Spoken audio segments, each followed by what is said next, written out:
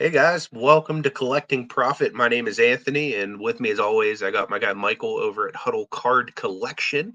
Want to make sure you guys are subscribing to his channel as well because he and I alternate every single week. So next week, this show will be on Huddle Card Collection. Same time, same place. But again, we rotate every other week. So make sure you're subscribing to Michael. And if you haven't subscribed here, make sure you do as well. Without further ado, we have a special guest with us this week. We have John Newman from Sports Card Nation podcast. Really excited to have John on with us. If you guys aren't familiar with John's channel, I do have a link to it in the pinned comment. It's also in the description down below. Want to encourage you to take a look at it. John's had some interviews with some of the biggest people in the hobby. So I'm pretty excited to have you on here, John. You're a veteran to the podcast game. And this is our first time having you on our podcast. So thank you very much for being here, man. Anything that you'd like to say to the people? Well, first off, I'd like to thank you guys, Anthony, Michael, for having me on. This is always fun. It's one thing to be the host and ask guests questions, but it's sometimes fun to get the tables turned on you, and so that's the case tonight. And just looking forward to any questions anyone you guys have, anyone in the chat, anyone that knows me knows I'm not. I'm pretty opinionated. In other words, I don't shy away from anything hobby wise or even sports wise for that matter. So fire away, you guys or anyone else. I'm easy going that way. So Do you feel like being opinionated has helped you as a content creator and somebody with a podcast, as far as people wanting to tune in to hear what you're going to say next, or do you feel like it's at times kind of giving you like yeah, they want to hear what she's going to say, but then there's going to be somebody that's going to say something in the comment section. And as a content creator, we all know that there's always going to be somebody in a comment section somewhere that's going to kind of put a damper on our day. So, do you notice that being opinionated like that, does it normally drive the engagement, or do you notice it just bringing on more viewers, or what would be your opinion on that? it's a good question. I think it's a double edged sword. I think it works both ways, right? Obviously, if you say something that someone agrees with, they're gonna like you. If you say something that someone doesn't agree, um, I think that's okay too because I've some of the biggest compliments I've gotten in hobby content creation are from people who will like message me and say, "Hey, John, when you said this, I didn't agree with you. I take the other side of that coin. But what I appreciate about you is you say how you really feel. You don't say something to get viewers or clickbait or yourself. And so I'm never going to change regardless of the answer. But I'll just say this. S- with the intro you mentioned, I was kind of like one of the OGs. It's another way of saying I'm old, and I'll wave that flag. I can't. My Yeah. birth certificate will prove that to be correct. But I get asked sometimes, like from someone who's thinking about starting, whether it be a podcast or content creation, they'll ask for advice, and I don't like to give too much advice. But the two pieces of advice I give when I get asked that question, guys, is number one, have fun, right? If you're not having fun with this, what are we doing? What are we doing here, right? You gotta have fun. And number two, be yourself, right? Because if you be yourself, you don't have to pretend to be anybody else. And being yourself should be easy for most people. So be genuine, even if that means someone might not necessarily agree with what you say. And it's very rare that you're going to get 100% agreement on almost anything, right? Look at one of Oh the yeah. topics in the hobby, right? Is card alteration, and Hmm. there's two aisles to that, and there's people who Yeah. will wave their particular banner, and it can get even pretty intense, the conversation or the debate. um So no matter what the topic is, it rarely is it 100% across the board, unless you're just talking about, hey, don't rob anyone or rip somebody off. That's just bad. That's probably the only one thing we can almost agree on across the board. Everything else is almost up for debate and usually is. So Yeah, for Yeah. sure. What first got you to want to start a podcast? Yeah. Was there a reason you chose that to be your means for content creation, or is this just something you've always wanted to try? well, I was doing another show on my buddy's. His name's Dan Tortora, and he used to work for ESPN. I'll make this story because I've told it probably a bunch of times. It's a longer version. I'll make it a shorter version. He worked for ESPN in Orlando doing sports Nice. radio in the morning, and was his dream job, doing very well. And then, to make a long story short, they really started to tell him what his takes would be. And you feel this way about this sports topic. And he's like, I don't, though. But they're like, well, for rating. So he, in a way, became an actor instead Mm. of himself. And I remember him calling me up and like, John, my dream job just became a nightmare. I can't give my real opinions. I'm basically handed a script and told to play this role as a sports journalist, and that's goes against everything I went to school and learned. And even like is something that's at the end of a show, he's a person of faith. He'd say, "Hey, God bless everyone. We'll see you tomorrow."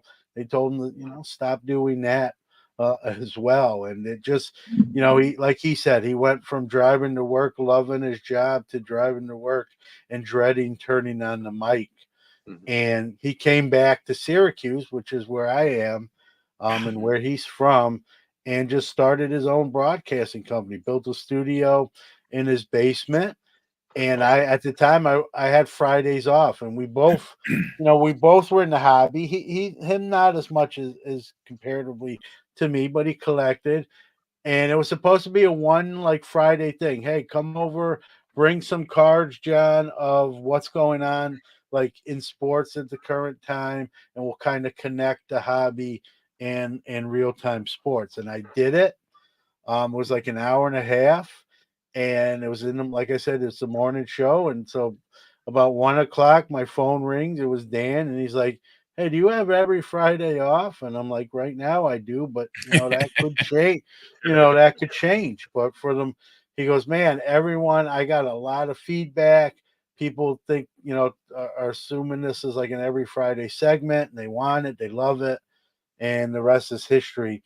Then my work hours did change. I was required to be at work at least at the first half of Fridays, and so that was the end of that. And my son actually filled in until he wound up going to college. And so Nice. my son always used to say, we used to listen to Eric Norton on Fat Packs on Beckett, and so I'm originally from New York City, so we'd go to New York a lot. Me and my son, when he's younger, we'd binge listen to Eric on Fat Packs.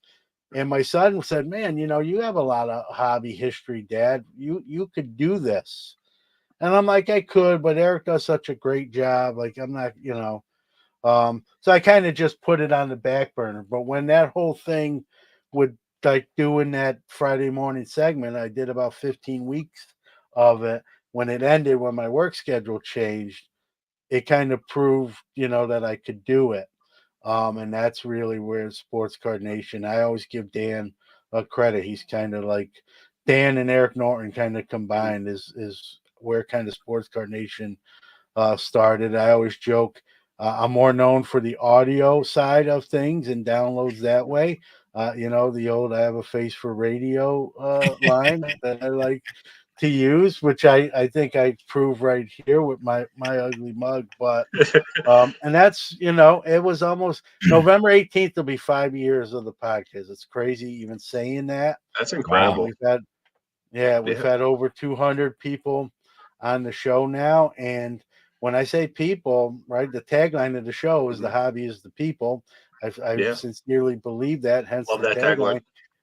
Yep. And on the show, guys, I've had 7-year-old collectors and all the way up to a CEO of a trading card company. So Mhm.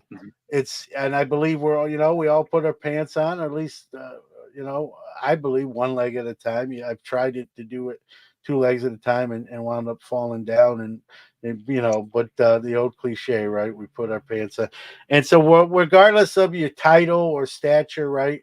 We're in this fraternity called the Hobby together, and we should look out for one another and support one another. So. Absolutely. Absolutely. So, guys, this is the channel here. Make sure you go take a look at it. Like he said, he's had tons of people on here. What I wanted to ask is, who's your favorite interview you've ever had? I mean, I know that might be a difficult question because you've literally had like so many people that are well known and notable within the industry. But is there like one that you were just like, damn, I can't believe this person's coming on my channel? Yeah, I mean that not I know this might sound I don't mean this to sound not really. I mean, I guess a little bit. I mean, I always whenever I ask somebody, and I'm not gonna lie, it's not been 100% yeses. I've gotten some no's, or in some cases, Mhm. not even a response, right? Just falls on Yeah. deaf ears. And I appreciate that. We don't pay guests, so anyone that comes on is coming on of their own time and giving Yeah. of their time. So I don't mean this as a slight. I appreciate every guest. I mean, I even the ones I've just done this week, I've made it a two-parter with Mike Kramer from Pacific Trading Cards, who Mhm. I always felt never got enough credit for the innovation that he brought to the hobby that we still see today in other brands. Everyone loves Prism, right? From Right. Yeah. Panini. That's you can thank Pacific. That was Mike Kramer's baby that he birthed, and That's as awesome. Pacific Prism. And so I don't know. I think some people know that, and I think others don't. And so he was a cool guest. I mean, I've gotten to know Dr. Jim Beckett over the years, and he emailed me one day and said, "Hey, I'm a fan of your show." And I emailed back like, "Hey, if this is one of my friends playing a crude joke, that's pretty rude. But if this is really Dr. Jim, this is awesome, and I'm a big fan of yours." And he wrote back, "No, it's really Dr. Jim, and I want you to come on my show." That was when I started the show, so almost 5 years That's ago, and we've gotten to know each other, and what I thought he might be like without knowing him, like that. We always, until you meet someone that has me, awesome. I don't want to call him necessarily a celebrity, but at least a hobby icon. Like people know who Dr. James Beckett is. What you Right. think he's going to Absolutely. be like and what he actually is like were like completely two different things, and Oh very yeah. down to earth, will do anything for anybody, and just real modest. I always whenever I have him on, I always introduce him as the man that needs no introduction. I do it on purpose because he's so I can see him start to blush, and it's just kind of a funny moment before we even kind of start the show. So um, and again, every guest I have on is appreciated. One of the biggest impact shows I've had on was, and he's only been on the show twice, but the first time I ever had my own dad on. My dad grew up in Brooklyn, That's New really York, cool. like myself, and my dad being in his 80s, still going, 84 years old, and grew up in Ebbets Field, and got Oh to wow. interact with the Jackie Robinsons and Roy Campanellos, Duke Schneiders, Carl Erskines. And so, when I didn't have mine right away. It wasn't like, I always felt funny, like, you're gonna put your dad on, but I was just thinking about vintage cards and that era of player, and I'm like, I have a guy and my dad that can. How many Mhm. people can you have on the show that could talk about going to Ebbets Field and shaking Jackie Oh yeah. Robinson's hand and talking with those guys? I didn't even just That's like awesome. it didn't even dawn on me right away. So I had him on. Mhm. It's not even, guys. It's not even like my most downloaded episode necessarily, but it's probably Mhm. been my most impactful. And what I mean by that is I got a couple times during that episode. This was a couple years ago when he was on the first time.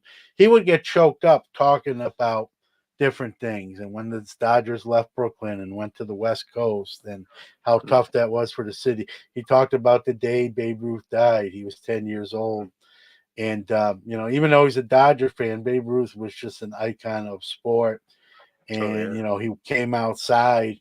He came outside and like there wasn't a dry eye in New York. Everyone was crushed and sad. And so where are you going to get stuff like that? And so having him on, I probably should have had him on sooner. But where I'm going with this was, again, it wasn't the most downloaded episode, but I've got the most like DMs or emails pertaining to his appearance, and three or four of them, Michael and Anthony, were, "Hey, I just heard your episode with your dad on Sports Card Nation.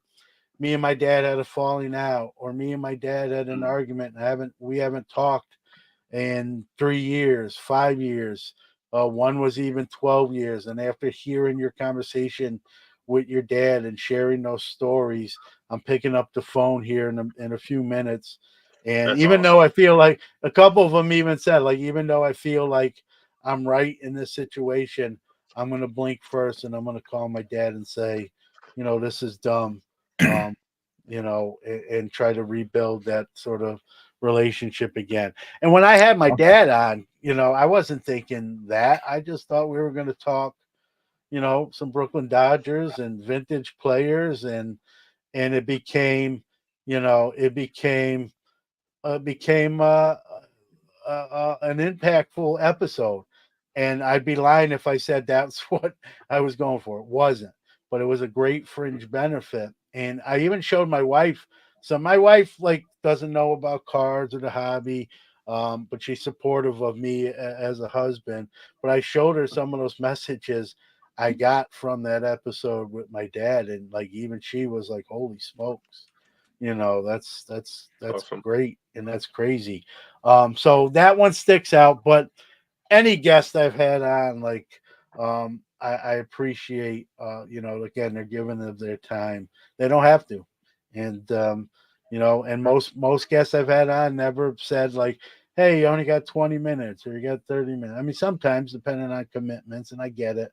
Yeah. But so I appreciate all of them. And I always say, Sports Card Nation is a guest driven show. Um, Yep. More of the guests and less of me, I think, is the recipe for success. So, Yeah. Ton of sense. And we're very much the same in that regard. Our guests are what kind of make our show continue to run and be as awesome as it is. So we've taken some pointers from what you do. And Zach even brought up that he likes to listen to the podcast a lot while he's mowing grass, which is pretty cool because I love listening to podcasts most of the time whenever I'm at work. It like literally gets me through my day, which is phenomenal.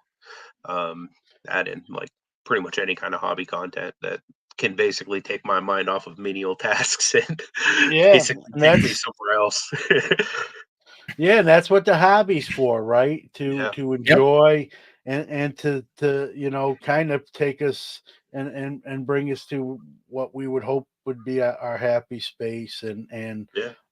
whether that's content or the cards itself. And to Zach, I say a sincere thank you, and everyone else out there that listens or downloads the show, right? If no one does that, I'd say this on the episodes itself, right? Without you, there's no us. We're, as much as I might talk to myself in the day to days of my life, right? Doing a podcast and talking to myself wouldn't be as fun. So, I always say that to, without the folks out there that download the show and listen to, and they could be doing a lot of other things instead. So I'm very appreciative of those. And where we are today from when I started in November 2018. If you would have told me then, hey, this is where the show will kind of be, and at this time I probably wouldn't have believed you. But yeah, here we are. But again, that doesn't happen without people who enjoy the show and take time out of their day to spend some time with the show. Absolutely. Yeah, ultimately, that's what getting enjoyment out of it is the reason why we do it, right? Yep. I Yeah, mean, yeah, and from the standpoint. I always say, Michael, too, like if you don't like something either I said or a segment on the show, let me know. And we've gotten rid of segments that we started because people said, "Hey, I know what you were trying to do, but it's not working for me, or I don't like it." And if they use tact and they, that I've made decisions based on feedback. If Yep. someone just says you suck, right? Okay, how though? So I can not suck. Yeah. Like Yeah. I'm willing to make corrections or improvements, but Mhm. you gotta just telling someone, hey, you stink.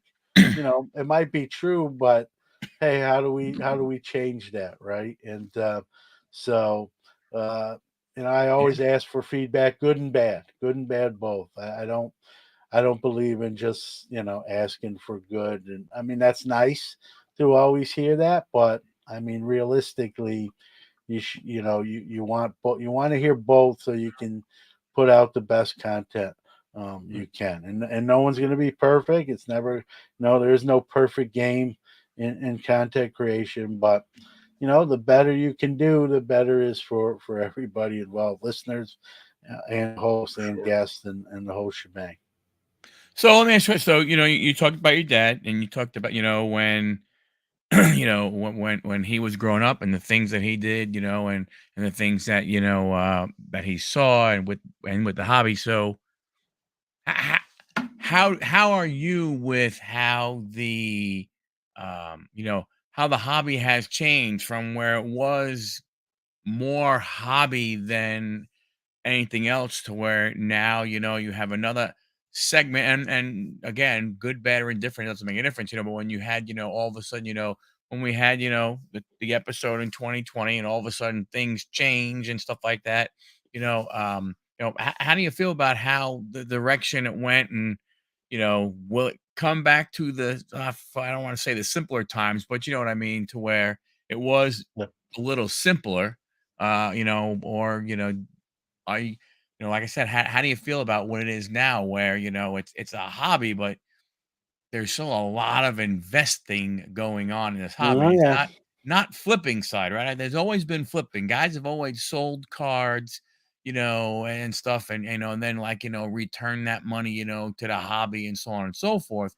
But now, there seems to be like a lot more people trying to do like long-term hold, because man, this $100 card is going to be $5,000 in 10 years. And holy cow, what an ROI that is, What are your opinions on that?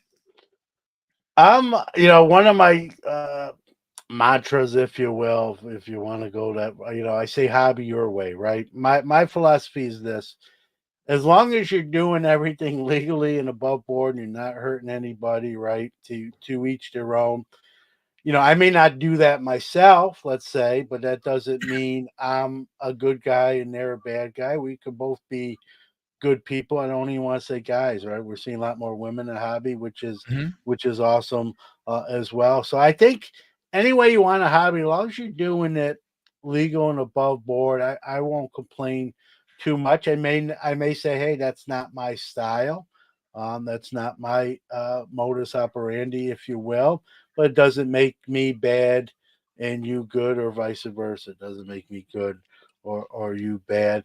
Um, I think you talked about Michael, like things settling down, and you used the simpler time. I think we're really starting to head that way again. We've seen prices come way down, and I know, and I'm a dealer too, right? I know some dealers are like, "Oh, this is terrible."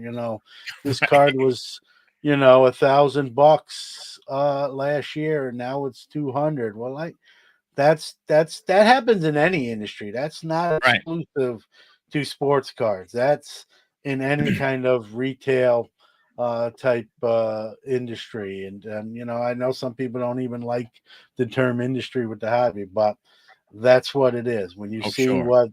what Fanatics paid for Oh yeah. licensing, and we see what the NIL has done, even hobby wise, like you don't have to do it for money, and I don't, and I do at the same time as a dealer, but I would be in the hobby even if shows didn't exist and you couldn't sell your cards.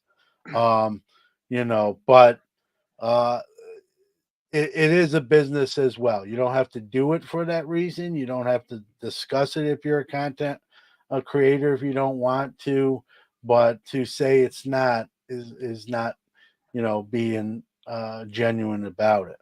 And people, the big I word, right? That does sometimes get people flared up. Investment, right? A lot of people thought that they were going to send their kids to college on Greg Jeffries rookies or Todd Van Poppel rookies, and we know how that turned out, right? And Clinton Hurdle. what you see, Clinton Hurdle was another one. yeah. So, you know, um, Yeah. but we see what some of these things are doing in auctions and setting records and going for millions of dollars. So, to me, someone asked me, I was on another show and they asked me, like, because there are people will tell you that cards are not an investment. People get really animated and mad about it. And I got to tell you, it's an investment because some cards are investment. These million, if a card brings millions of dollars, how can you say that's not an investment, right? My house is $130,000, I think, at last assessment, right? That's an investment I Yep. made double digit years ago when I bought it, right? I can sell it and potentially make more money, or you could lose, right? Depending on the housing market. It's the same. It's the same deals. I always say anything can be an investment if that's the road you want to go down. We have a guy here in Syracuse who's pretty famous. He's a millionaire. I don't know how many times over. How did he make his riches? As a waste disposal guy, buying, you know, garbage and metals and recycling plant, you know. Uh, so, uh, so that's pretty much trash that he turned into $1 million business. That's Yeah. and people wouldn't say, well, that's an investment. Trash is an investment, or but it can be. This gentleman would argue as well. And so I think anything can be an investment. You don't have to do it for that reason. I have people say, "Hey, I don't care about you know what this is going to be worth, and I do it because I enjoy it, and that's awesome. Nothing wrong with that either, right? It's just kind of the two sides of the coin. But it's funny. Even the people even the collectors who say, "Oh man, I don't care what my collection or my card's worth," right? If they open any wax and they pull something, one of the first things they might say is like, "Hey, what's this going for?"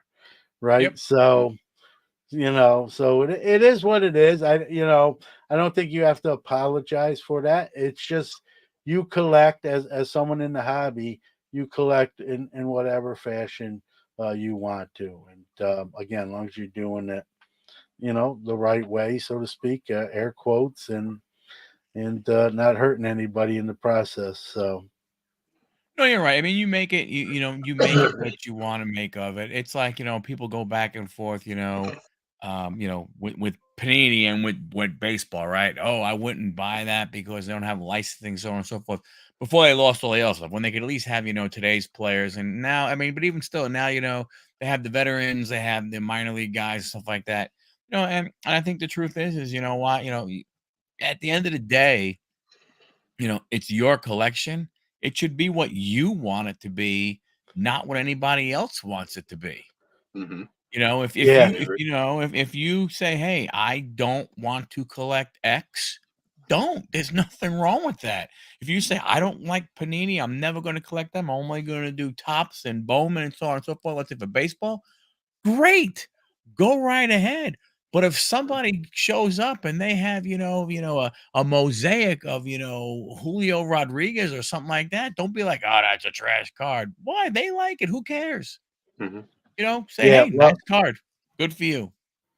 well And said, move right? on. Collect what you enjoy, what you enjoy.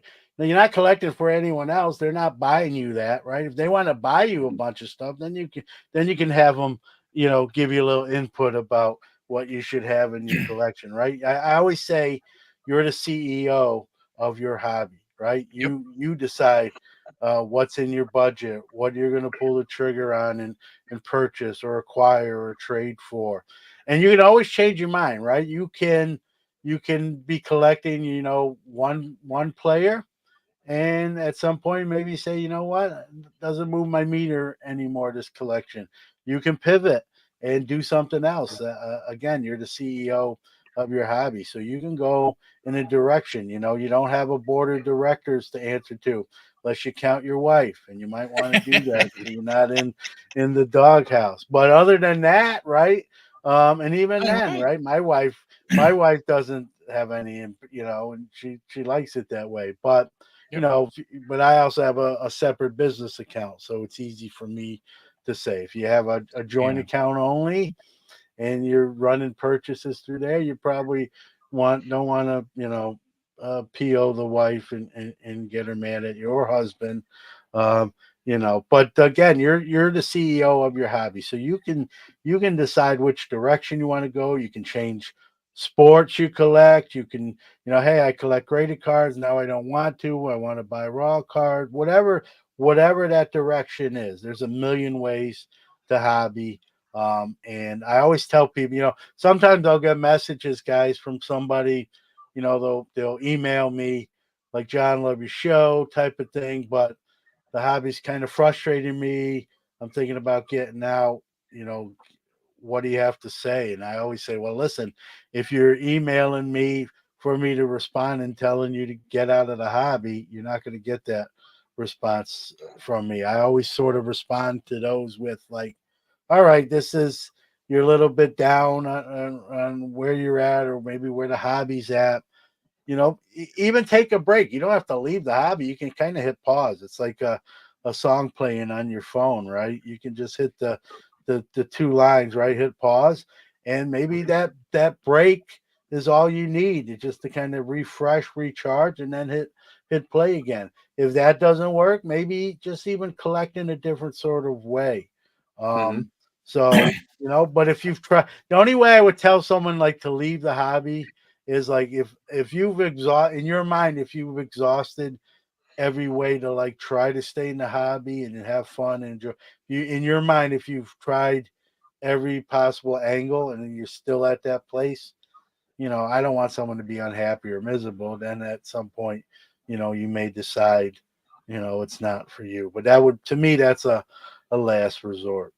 And you hear that. I mean, you hear that a lot about a lot of people. Oh man, I don't like the direction of the hobby, so I'm going ahead, and I'm dumping this, I'm dumping that, I'm trying to get rid of all my stuff and everything. And the funny thing is okay, it's to your point, what don't you like about it?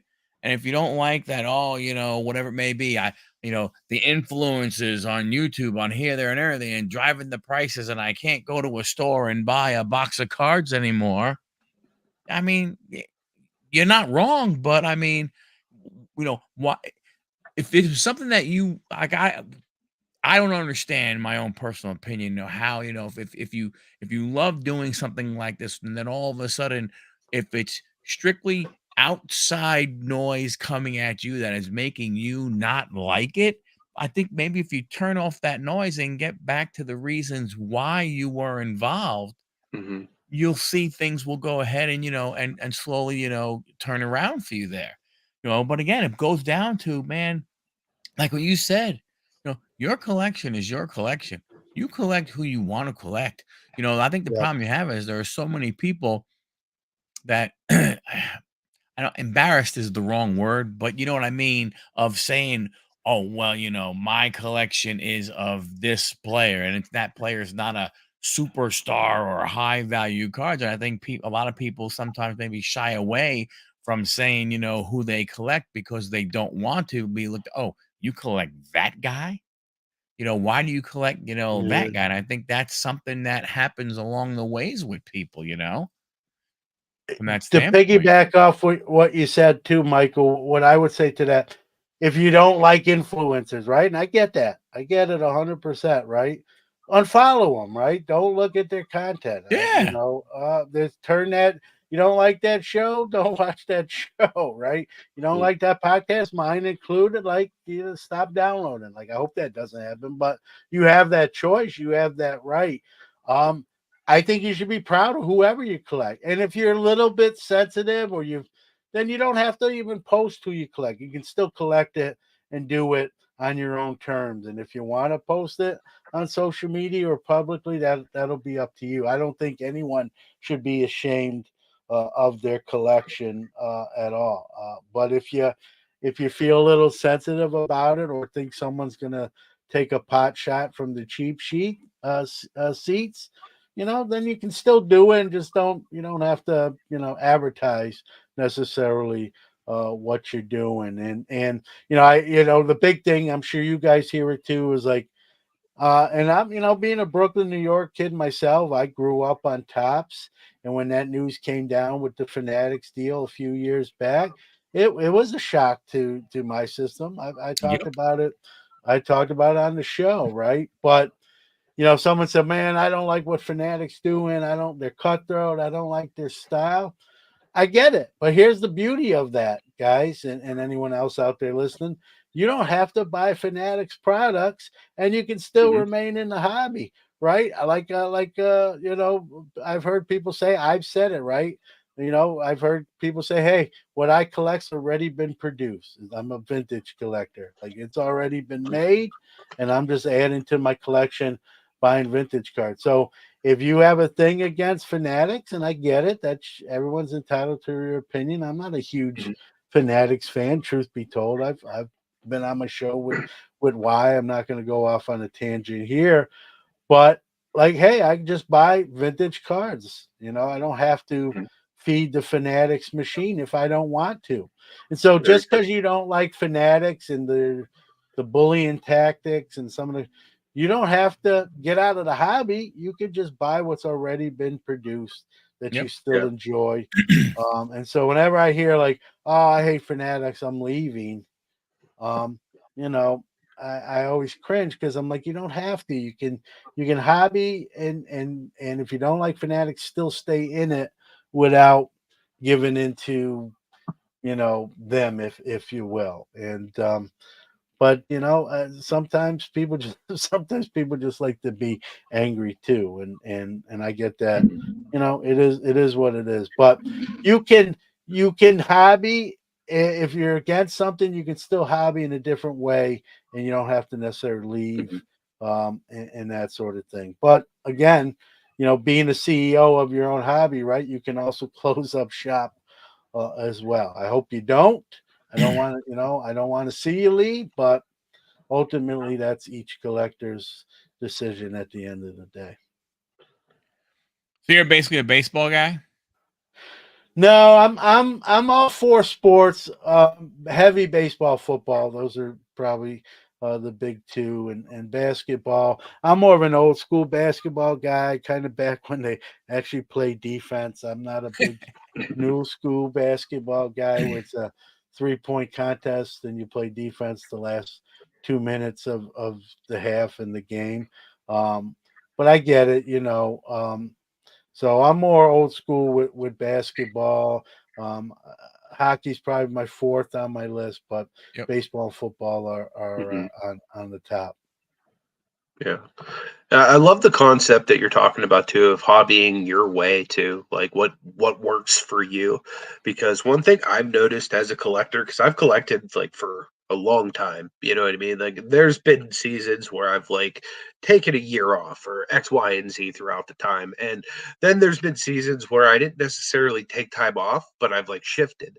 So like Dave's saying, he's stopped buying sports cards, but he's started buying Marvel cards. Yeah. And I do that exact same thing, like where I'll be going through a Marvel kick and I'm just buying a bunch of, Marvel blasters at Target, or, most recently I've been going through a crazy Star Wars kick just because it's so much fun opening it. And then there's all these new shows on Disney Plus. So I'm on there trying to get all the new characters that are on there so that I could grade them and sell them and all XYZ, kind of the same you would with like a baseball player, but you're basically prospecting, okay, who's going to be in this show? Which characters come in live action next? You know what I mean? And kind of speculating that world as well. So for me, hobby wise, it's been fun kind of switching up genres from time to time because, like for example, if it's an off season in a certain sport, I'm not super excited about it. Like if it's bargain box time, I'm going to be picking up all of those off season cards so that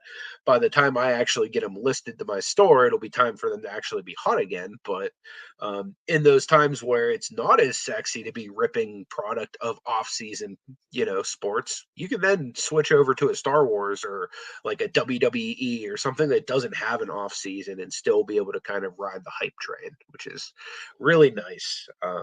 I always really enjoyed the way that you can just change it up. Like for example, even if you get tired of like your collection, you know what I mean? You could literally sell your cards to upgrade your cards, which is something that I do every once in a while too. Like once I, have amassed so many cards and it's like I'm not pulling them out of the two rows anymore.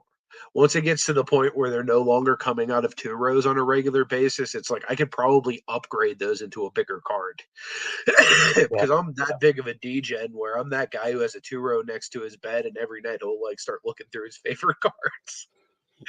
Yeah, and like you said, Anthony, if they stop moving your meter, right, and that happens. Yeah. That happens to. I don't Yeah. care who you are, and I don't care how much money you have hobby wise. Sometimes things don't move our meters like they once did, right? That's natural, and not even resigned to just the hobby. It happens across the board in life, right? When that happens, right, you can pivot to and now anything entertainment cards, as you just pointed out, are a huge deal. And they're going back. They're even going back now and doing cards of shows that are no longer current, but that are very popular back in the day.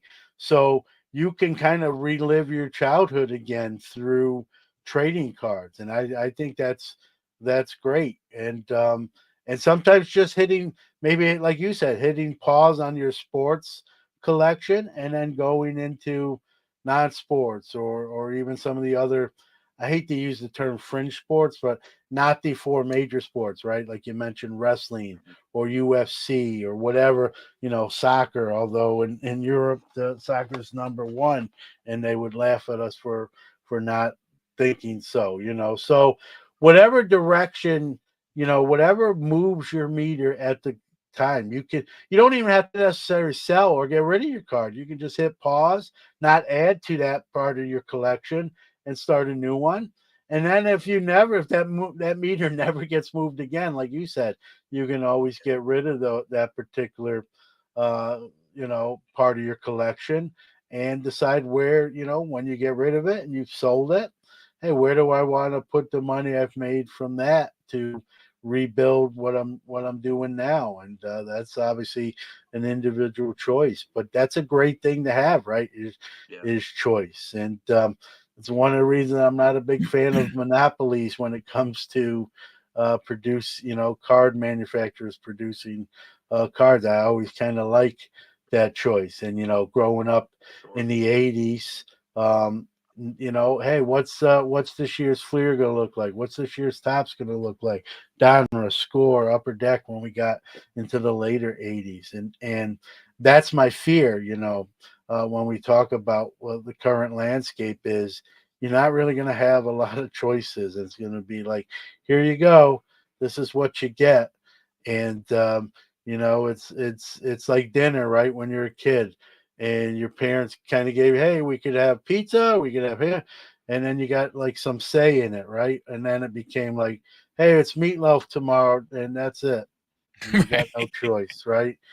And so that's kind of my stance, kind of touching on the whole Fanatics deal. But again, even with that, right? There's plenty of cards in existence that have already been produced. That if you don't like where the current market is, or the current powers that be, how they're delivering those products or what those products are, you don't have to buy them, and you can stay very well in the hobby and just buy what's already been produced, and not feel any less of a collector for it, right? You don't have to feel, I always say, as someone that doesn't have anything post 70s as part of the collection, there's much part of the hobby, someone that has all, 2020 and up cards, right? We're all in the same fraternity. We just go about it a different way. And, I don't think one person is better than anyone else. I think that's up to you, to how you want to collect, what you want to collect. And again, you can change anytime you really feel like it. Yeah, but I hear what you're saying, and I think you're right about the whole. It's going to be very interesting because we see that I mean fanatics will have baseball. We already have that. We know football's coming. We know basketball's coming. They want WWE it wrestling. now, though. They W want it Right, now, Michael. They right. don't want to wait. Yeah. That's the I got problem. a license and I want it now. Yeah. Well, I mean, and they have, we know they have WWE. They're going on through all that and everything. I mean, and if Panini goes ahead and decides that they don't want to be involved anymore, with anything, I mean, you almost have to hope that, let's say, an Upper Deck could step up, but they're not going to be able to financially.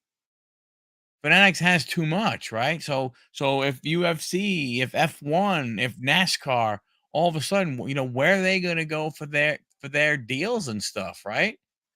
They, It's been one of the they big things I was seeing come up with wrestling lately. I don't know if you guys have seen like the bomb that dropped with Leaf. They just got an exclusive with Dwayne the Rock Johnson as far as like Yeah. producing. And and I and think a that's couple pretty days huge for ago, wrestling. yeah, and a couple days ago, Panini inks, Tim Duncan, who hasn't Yep. signed. This is what you're going to see now, guys. In my opinion, with Fanatics really having 75% of the major sports market, if you will, you're going to see a lot of these exclusive deals. The NIL is going to be huge. Panini's not going away. They're just going to be, in a way, a different form. We talk about adapting our collections. Panini's going to adapt their business. They're still going to be around. They won't be the company we know them as at the moment today, in October of 23, but they're not going away. They're just going to do different things. They're going to do individual contracts with certain players. They're going to, do other leagues and maybe other things they haven't done before. They're gonna grab those up, and maybe there'll be a smaller company, most likely. Depends on what they do, right? I mean, if Fanatics acquires them, that's a different thing than them just staying independent, so to speak, and doing their own thing. So there's a lot of question marks, but Panini's going to exist in some form or fashion. What that looks like, uh, you know, remains to be seen. But example here, the perfect example, right, is Yeah. and Brian Gray's exited stage left from Leaf. You got Kevin O'Neill now in the cockpit seat, formerly of Tops, and so he's very experienced. Um, a little bit, I would say, calmer than Brian Leaf is, and maybe a little bit more of a steady hand. So it'll be interesting. If you like, if you're a soap opera person, the hobby is right up your alley because there's so many storylines and different things going on that if you're into that sort of thing, there's plenty of cliffhangers to come and resolutions to yeah. come. And we don't know them all You're yet. right, right, and I agree, and that you're right. Panini, they'll figure out, but I guess from a standpoint of the hobby per se, what what's going to be the draw if most of their stuff is just, an exclusive autograph here and there? I mean, look, Upper Deck has Michael, they have LeBron, they have Wayne Gretzky, they have, don't they have Tiger, I believe, also? Yeah, they do. A couple of those I think are very close to expiring, and now that's not to say those particular athletes can't re-up and stay on with them, but there might be a battle there when those contracts expire. That's why I say it's fluid. Things are changing, Right. right? Every time you look at your phone or turn on your computer, there's a new hobby headline or news story, right? That this person's Yep. signing here, they've lost this, they've gained this. It's kind of like a shell game.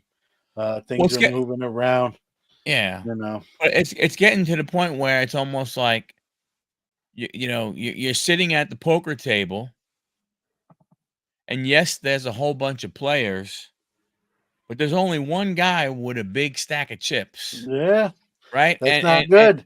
And That's not he decides, what the tempo. he decides what it is, and he looks at what you got, and he goes, "Oh, you only have 1,000? Cool. I bet 5,000." And you Yeah, go ahead and you go, "You know what? No, hey, you could have it," right? Because yeah, you don't wanna lose it and everything. So, I mean, it's gonna be interesting. I think it's, you know, it how Panini, how Upper Deck, how they stay relevant, how Leaf, I mean, I think Leaf will always be relevant because they've always, I mean, over the obviously they did, baseball, they did the sports and everything, but it seems like now that, I mean, although they still do that, they have a different, like they come at it from a different angle, right? And they yeah, bring in more pop culture and they do all that kind of stuff, right? So they have a lot of those, that type of stuff. So I can understand that, but you know, like I said, you know, again, you have these deals, stuff like that, and unless people like, Michael and LeBron and Wayne Gretzky and some of these guys, say, hey, no, we're going to be loyal, to let's say like Upper Deck. I mean, if it's just dollars to donuts, Upper Deck's Upper Deck's dealing with donuts and Fanatics dealing with dollars, yeah. and I don't think And the that's donuts is going to get the that's the job bad. done. Yeah, that's the In bad part, fairness, I've Michael. spent a That's the lot of part. dollars on donuts. You have, you have, Listen, I like both of those things. I like dollars and donuts, so this is right up my alley.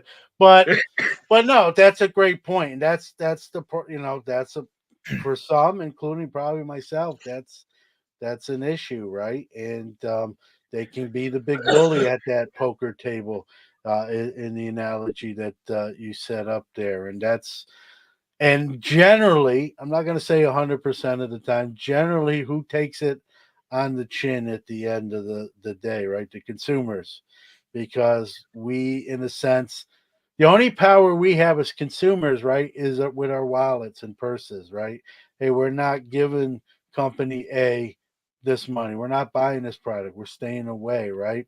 Yeah. And sometimes I don't think as a hobby we wield that power enough. We have that power to talk with our purse strings and our bank accounts, but I don't think I think the FOMO kicks in for some collectors, and they say, "Hey, I'm not going to do this," and then they do it, right? And so and the companies know that too. Listen, they've right? got people crunching numbers, very smart people behind closed doors that are running analytics and crunching numbers and putting algorithms into place. And if not my kind of thing, but those people exist, and that's the thing when one company controls that many chips on the table is the little guys, including the consumers, usually take it on the chin. I just hope, and then when we talk about the length of these deals, guys, that's the bigger problem I have too, Yep, is these are 20-year deals. yep, Look at Tops for all the years they had baseball, which was 70 years, right? They had to get like a new contract every 5 years, and they yep. did for a long time. I don't believe in giving anybody 20 years, let alone a company, while successful, has never done really cards on their own before. Why would you give a 20-year deal? Why not 5 or 10? Mhm. And it's just you give them a 20-year licensing is to me a license sort of to kill. You can you know you can almost do what you want, and not I mean You would think figuratively, this not has to be. literally. Like there, I was gonna say you would think there has to be some kind of triggers in there because yeah, the there deal is. because the truth is that, the deal today at year, we'll call this year 1. Now all of a sudden you go to, hell, just go 10 years down the road, 2033. I mean, unless there's triggers from a dollar's perspective of how much it goes up each year, my gosh, the NBA, NFL, those they don't be getting screwed. They've been, I mean, if depending on how the dollars works, I don't know how the dollars works, but I don't know. I think it's going to be interesting. There's a comment from, I just, regardless of the dollars and the sense of it, I think 20 years is too long Yep. for any deal. I don't care who it is. Like, and if it's your buddy and you know him, why sign a 20-year deal? Do 5 or 10 years and then revisit. And all these deals, like all those tops deals that were like 5 years, in the third year of the contract, both parties announced like, "Hey, we've renewed for another 5 years." You can Right. always add years even before the contract is officially up. And so when I hear 20 years, I'm like, why so long? Like that's to lock into a company that's never done cards in that form or fashion on that level before. Why not 5 or 10 and then see where you're at? There's a comment from Locan in the chat room, guys, where he brings up a point that Fanatics could sell, right? They own those rights. They could sell the rights, or they could sell they could sell their card producing rights, not their apparel or anything else. But they could just, if they're not liking how they're doing in the hobby, they can always outsource and sell that particular part of their business, right? Much like Tops did. Tops sold their Bazooka candy before they were acquired. Their card was acquired by Fanatics. So Fanatics could do that in 5 years. They want to what? 10 times the hobbies, what they say. What if they fail miserably, right? They can just say, hey, we're going to exit stage left. We're going to cut our losses here and get out, and we're still going to make jerseys and equipment and sign exclusive autograph contracts with players. That's not going to change. We're just not going to produce cards on that level anymore. So Yep. I think that's a great point. Now, do I think that's going to happen? I don't know. I don't know, but it's not out of the realm of possibility. And sometimes I don't think we think about that enough. That 5-10 years from now, Fanatics might not want to be in it for 20 years anymore. They might want to exit. Might want to pull that escape hatch or that parachute cord and get out of here and But I land think as the safely difference, as they can. yeah, but I think the difference you have now between when you talked about, when you mentioned like what Tops did with baseball and everything like that, and it's what we are doing right now. It's social media, and I think with that, and you know, uh, with the way people look up to these influencers.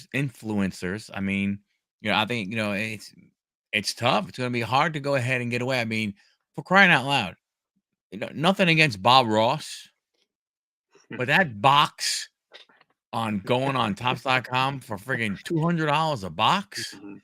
Come on, man. I mean, you gotta be kidding me. And it Yeah, was but what, like, but Michael, think of all the pretty trees, and let's put a boat right here. I know, You and know, a little trout, and you could have a little Mike Trout in a river flying somewhere, floating somewhere. And I mean, but and I mean, it just goes to show you that if friggin' Bob Ross is gonna sell out at $200 a box for, again, I don't even know. It wasn't even like it where you were getting a ton of cards. I just don't know where it stops with them. I might have a bit of a hard take on the whole Bob Ross thing, like in just the state of what's happening at Fanatics. I feel like there's somebody in an office room with one of those gas masks things on, just getting high as hell. And they're like, you know what we should have? Taco fractors. Right. Yeah. Or negative How are they factors. coming up with all of these If you incredibly think that's stupid the ideas? end, that's just the beginning, Yeah. Anthony. Like taco fractors. You think Burger King's not wanting to get in and have a Whopper fractor or Or the McDonald's Big with Mac yeah. fractor. but yeah, sure as heck they do. And that's what Yeah. listen, love them or hate them, Fanatics knows this too. They're gonna play each other off each other, right? Hey, Taco Bell, you want to re-up? Here's the price tag. Oh, it's too much. Hey, Burger King, any interest in doing this? A collaboration? So but that's where I say, guys, that's where the power, if you don't like the Bob Ross box, right, you don't have to buy it. Speak with our wallets. And if enough people don't buy it, then it becomes not a success for the company, and it makes them really think about what they do next, right? Like with the Bob Ross thing wasn't a great success. Do we really want to do, a Kardashian set now? Or whatever. I'm just throwing Yeah. stuff No, out there. no, But don't be surprised if that's not if that isn't no. next. And I agree. like I agree. Look, they're going to do what they got to do and all this other kind of stuff. The the issue you're going to have is that if people want a chance to get the hits, which is ultimately what a lot of people are buying, boxes for, and they're not going to put if it's becoming less and less that you find that stuff, at plain old retail stuff. Then I mean, it's again, there's still some. Yes, they still do it with Bowman and all this all kind of stuff, and like that, I go ahead and get it and everything. But the problem you have is if you're only going to be able to have any kind of shot at getting some of the bigger hits is by buying these hobby boxes, they're going to go. And then the influencers, I mean, there's no there's not a short supply of influencers to help them push these products and get big money for it. There's no reason why prices technically, should be where they are right now. Not when you look at the potential of any kind of hit that you can go ahead and get. I mean, even out of a $35, blaster that you buy off the Walmart shelf, for crying out loud, you might be lucky in, 95% of them or more. You're lucky if maybe there's $10, $15, it really Yeah. in true value of it. Ain't that a shame? Listen, Fanatics or any of the card companies aren't going to like what I'm going to say here, but I know it's true, right? I think most people do, right? Wax is generally a losing proposition. I talked about this on my show, and I'll give you the Clip Notes version. I went through a phase where I was opening a lot of new wax, not recently, about probably 7, 8 years ago, maybe a little bit further back. And I ran up a credit card bill of 10K plus. And obviously, you open that much wax, you're going to pull some good stuff. But when I took a step back and looked at what that 10K really was, I would have been better off spending that 10K just buying individual single cards I wanted to. Wax is generally losing proposition. I'm glad to say that that bill's been wiped out and paid off, and it's like Pavlov's experiment, right? You keep going in the tunnel and keep getting whacked over a dark tunnel. You keep getting whacked over the head every time you go in there. At some point, you're going to stop. You're going to say, hey, every time I go down this alley, I'm getting whacked over the head in the club. I'm not walking down there anymore, right? And that's what I did with wax, and I've really kept to that for the most part. And listen, I'm not, my collection's not any worse for the wear. It's probably better because I'm buying stuff I really want and not just buying a scratch off ticket. And that's what a wax box is. It's a scratch off ticket. And what do we Yep. know about scratch off tickets? Yeah, you'll buy a $2 one and every once in a while win $50. But most of the time you have a garbage full of scratched off lottery tickets, right?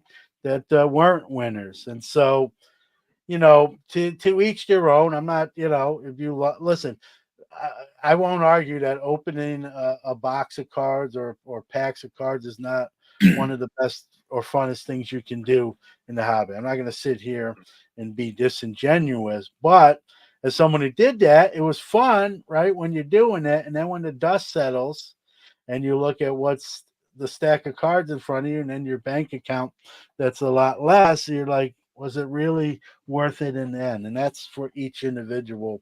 For me, I decided no more, but that's for each individual to kind of make their own decision on. But Oh, it is gambling. I agree yeah, with Parabellum there. And of listen, course. gambling's whether you like it or not, gambling's become like in every like between DFS and daily fantasy leagues and just with states legalizing it now and commercials being in mainstream prime time where they used to be late at night. Like, it's a regular thing. I hear people who were never gamblers before, like, hey, I'm going to put $5 on Monday Night Football tonight. They're not even necessarily a huge sports fan.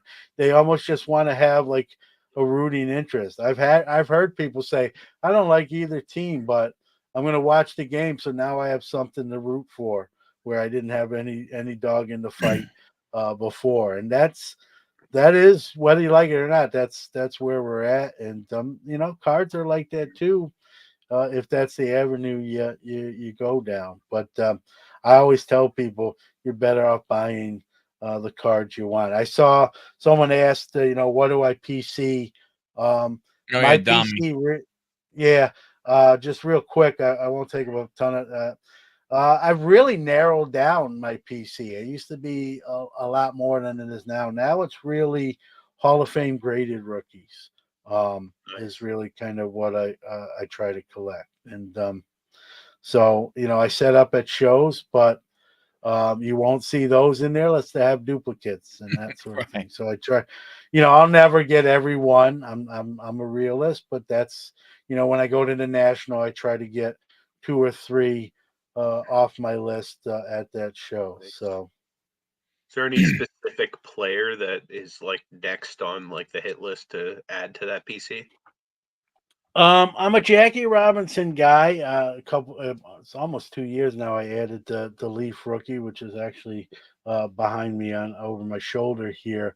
No, I just have a list of, I went to this year's national guys with a Seaver rookie and a Clemente rookie, kind of on my 1 and 2 target list, and I honestly didn't get either one. Both of those cards were sort of considerably over comps, and I actually don't mind paying a little bit more at the national. I get all the logistics involved. You got dealers traveling, hotel. I get it. So I had to pivot, right? I had to pivot. I wasn't able to procure either one of those cards. I wound up with a Bob Gibson rookie and an Al Kaline rookie. So also Nice. cards on my list. So that's the nice thing when your PC is like Hall of Fame graded rookies of 4 sports. You have so many directions you can go.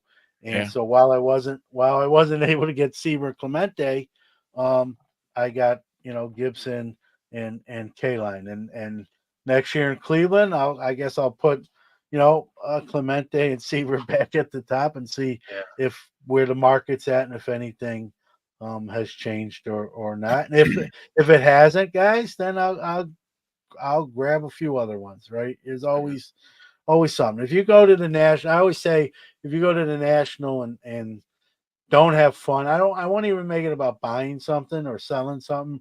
But if you go to national, and you don't have fun.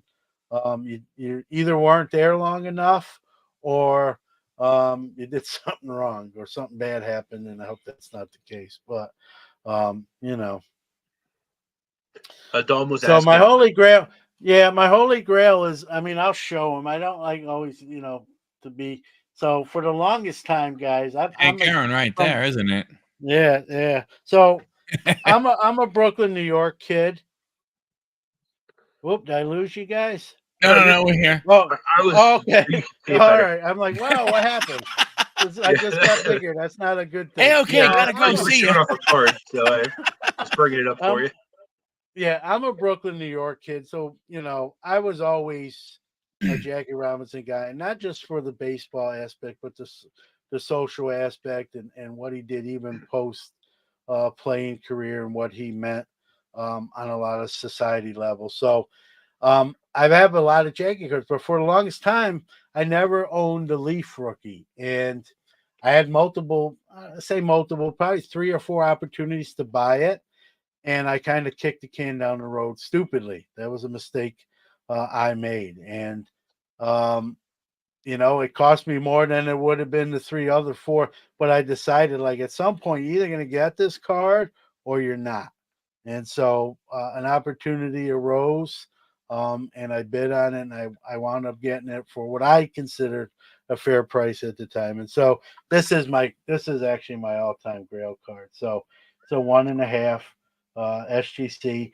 I'm a eye appeal guy, so there's no Yeah. creases. You can see there's a little scratch on the face, some rounding of the corners, but very centered. Very centered, and the back is, I got some glare there, but the back is pretty clean. No Wow, words or that's paper a nice loss and looking that sort of card. thing. So this is my Grail card, and I one of the things I do is before the national is about 90 days out from the national. I actually stop buying significant cards, and kind of just pull money up and save money up to bring That's to the smart. national. And so this year, I wanted to acquire Hank Aaron rookie, and I wanted to get it at the national. And my buddy Danny Black, who I do another show called Card Matches with every other Friday night, um, knew that I wanted an Aaron, and he sent me a link to an auction. And I'm like, dude, what are you doing, man? I'm waiting for the national. He goes, well, right now it's at a great price and it's got eye appeal. And so I saw, and he was right. I'm not going to lie about it. He was right. And I said, you know what? I'm going to put one bid on this thing, and that's it. If someone comes over the top and outbids me, there was like a day and a half left when he sent me the link. Then I'll just wait to the national and try to get it there. And so I put in one bid, and I kind of, with like 36 hours left, didn't think much about it. Just kind of assumed someone was going to come over the top. And my buddy Danny would text me like every 5 or 6 hours, dude, you're still winning. It's getting close. And I'm like, dude, there's plenty of time. Someone's going to snipe it. Like, even if no one bids with 1 minute left or 20 seconds left, someone's going to bid on it. So I didn't even look. He was telling me more than I was looking and seeing. I just kind of, and then they got like 2 hours, and he texted me like, "Dude, you're still on. Your bed's still up there, and you got 2 hours left." I told him, "I get it, but like someone's gonna come over the top." And it wound up. I didn't really start looking again till like 5 minutes were left, and he was like, "Dude, you're 5 minutes away from owning an Aaron rookie." And I'm like, dude, you know what's going to happen here. Yep. And I'm not getting in the bidding war. And so then, but with about 2 minutes left, I kind of logged on and started watching it. And I don't know why. Don't ask me why. I don't know if it was about a month and a half before the national. So I don't know if people were like Mm. reluctant to spend, with the national coming up. I don't have a real explanation for it, but no one ever outbid me. And so this is the Aaron, which I thought I was going to pick up at the national, and I wound up getting it, a little less shy of 2 months from the national. And this is a PSA 3.5. And so when PSA uses those halves, that it's a kind of an eye appeal 3. And so this is very clean. This is honestly, I know it's easy for me to say. Um, this is definitely. I'm not a big resubber. I think I've only done it once in my whole hobby life of 40 years. Not that grading's been around 40 years, but I've only cracked and resubmitted a card once. I'm not saying I'm going to do it, but this is definitely, in looking at this and looking at it with magnification, this would be a card I would consider a lot better than the grade. Not a lot, but I think it has a chance to um, get a higher grade potentially if it was ever, submitted again. I'm not a big fan of doing that, so I tend to try not to. But yeah, anyone that's seen the card, like John, that's better than a 3.5. Like, there's no way that should come back. So So do you? those are my two big ones, I would say.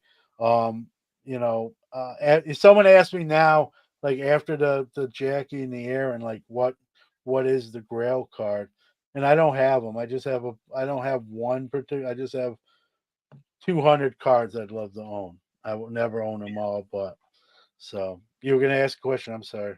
I So was going to ask. when you're getting graded, are you looking? Does it matter who?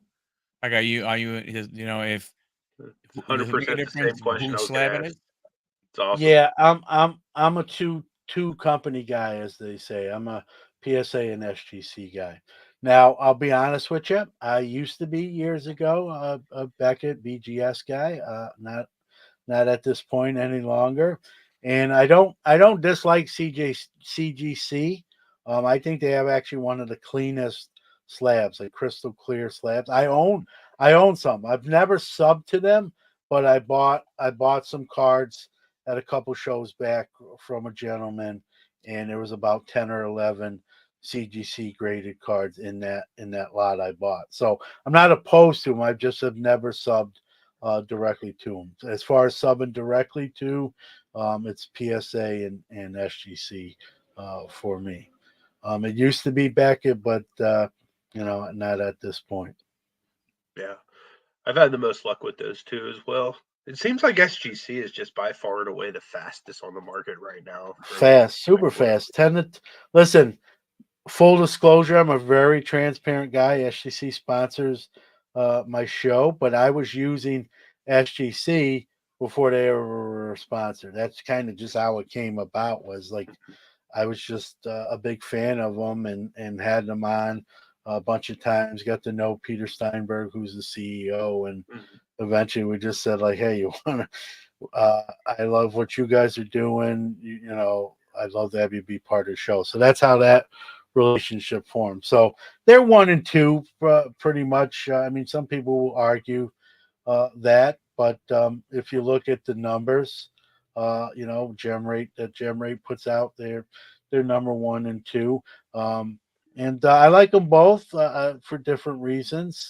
But PSA's kind of let the door open a little bit, if you will, and some of that gap's sort of been closed. And I've seen a lot more people say like, I don't want to deal with PSA anymore. Again, to each their own. But like you said, one is a lot faster than the other, and that counts for something, right? And Mhm. so, you know, uh, but again, whatever someone might be a huge Beckett guy. I know people love CGC, so it's whatever you like. Just for me, it's PSA and SGC. But I do have other slabs. It's just that as far as subbing directly, those are usually Yeah, the route I go. for sure. I think there's a lot of people that are kind of in that groove right now, especially with PSA giving you top value. So if it's like a big card, almost, excuse me, almost everybody's going to send that to PSA. And then if it's something like, any of these tops promotions or something you want to get it fast, SGC is just great right now. Yeah, 10 to So 12 days. Believe me, I send a few orders every month between bulk. I do a bulk sub here at our local show and subbing my own stuff as well. Just amazing. And even with them lowering their prices, I was actually concerned that would cause delays. And so far so good. So that's not been the case. So, but the landscape changes, right? Who knows? Beckett is trying to survive, right? And so we'll see what they do. But as far as like looking for those two cards, um, those were I didn't say, man, the Jackie has to be SGC or has to be Mm. PSA. I just said I want a nice eye appeal Jackie. Just happened to be in an SGC holder, and you see the Aaron was in a PSA Right. holder. So I'm not. It's not where like it's it only has to be one. I'm open minded at least a little bit in that regard. If it's one that like really matched up nice with the tux, or like for example, like a refractor that is safe in like a UV Beckett slab or something like that, does that ever factor in, or is it just like the best deal you can find on that card? You don't really care what Probably, major. probably a combination of both, Anthony. Right? I mean, listen, aesthetics matter, right? If I don't know how, I think most people like to at least see their cards or some of their better ones, right? And um, so aesthetics are, yeah, if you have an ugly slab, right, it's going to affect maybe your perception. I mean, the card. I don't, like I saw a comment like I don't care what slab an Aaron rookie is a great card. And that is true, right? That is true. But if something pops, a lot of people like, that black matte insert that's in SGC's subs. That's why they call them tuxes, and how maybe a colorful card seems to pop a little bit more, right? So to say like aesthetics don't matter, I don't think it's accurate, but um, you know, you obviously want. I'm a guy that likes to have his cards out. Some people, you know, don't, or maybe not as much, but some people put them in safety deposit box at the bank, and some people keep them in their safe at home. And I have one of those. And if I'm going away, some of these cards that are behind me probably will be locked away, so to speak. But generally, I like to have them out. You hope nothing ever happens, but that's what insurance is for too, right? Insurance is like you never want to use it, but you have to have it, right? Yep. So Yeah, it's a good point that Brendan put out here is know the different grading scales can give you an edge to take advantage of inconsistency or any other type things. Or yeah, just knowing if I one company is looser on centering, you have an off-centered card. You know what I mean? Like yeah. it's much easier to get the grade you're looking for if you know the company's going to be easier when it comes to that centering. Yeah, yeah, and that's a great point by Brendan. I don't always utilize that. I'm probably a little lax. Sometimes I don't Yeah. deep dive that as much as I should.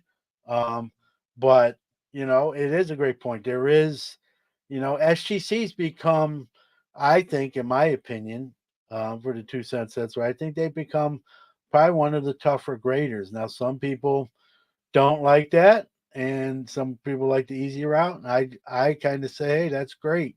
I don't. How many times, right? We've seen on social media a card that was graded, gem mint 10, and we're looking at it through the slab, and we see like a ding corner, Yep. right?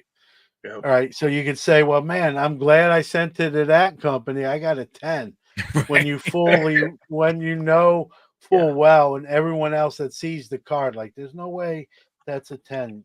And so I want accurate grading, even if that means my card's a 9 rather than a 10. I know people are probably like shaking their head. You don't really mean that, John.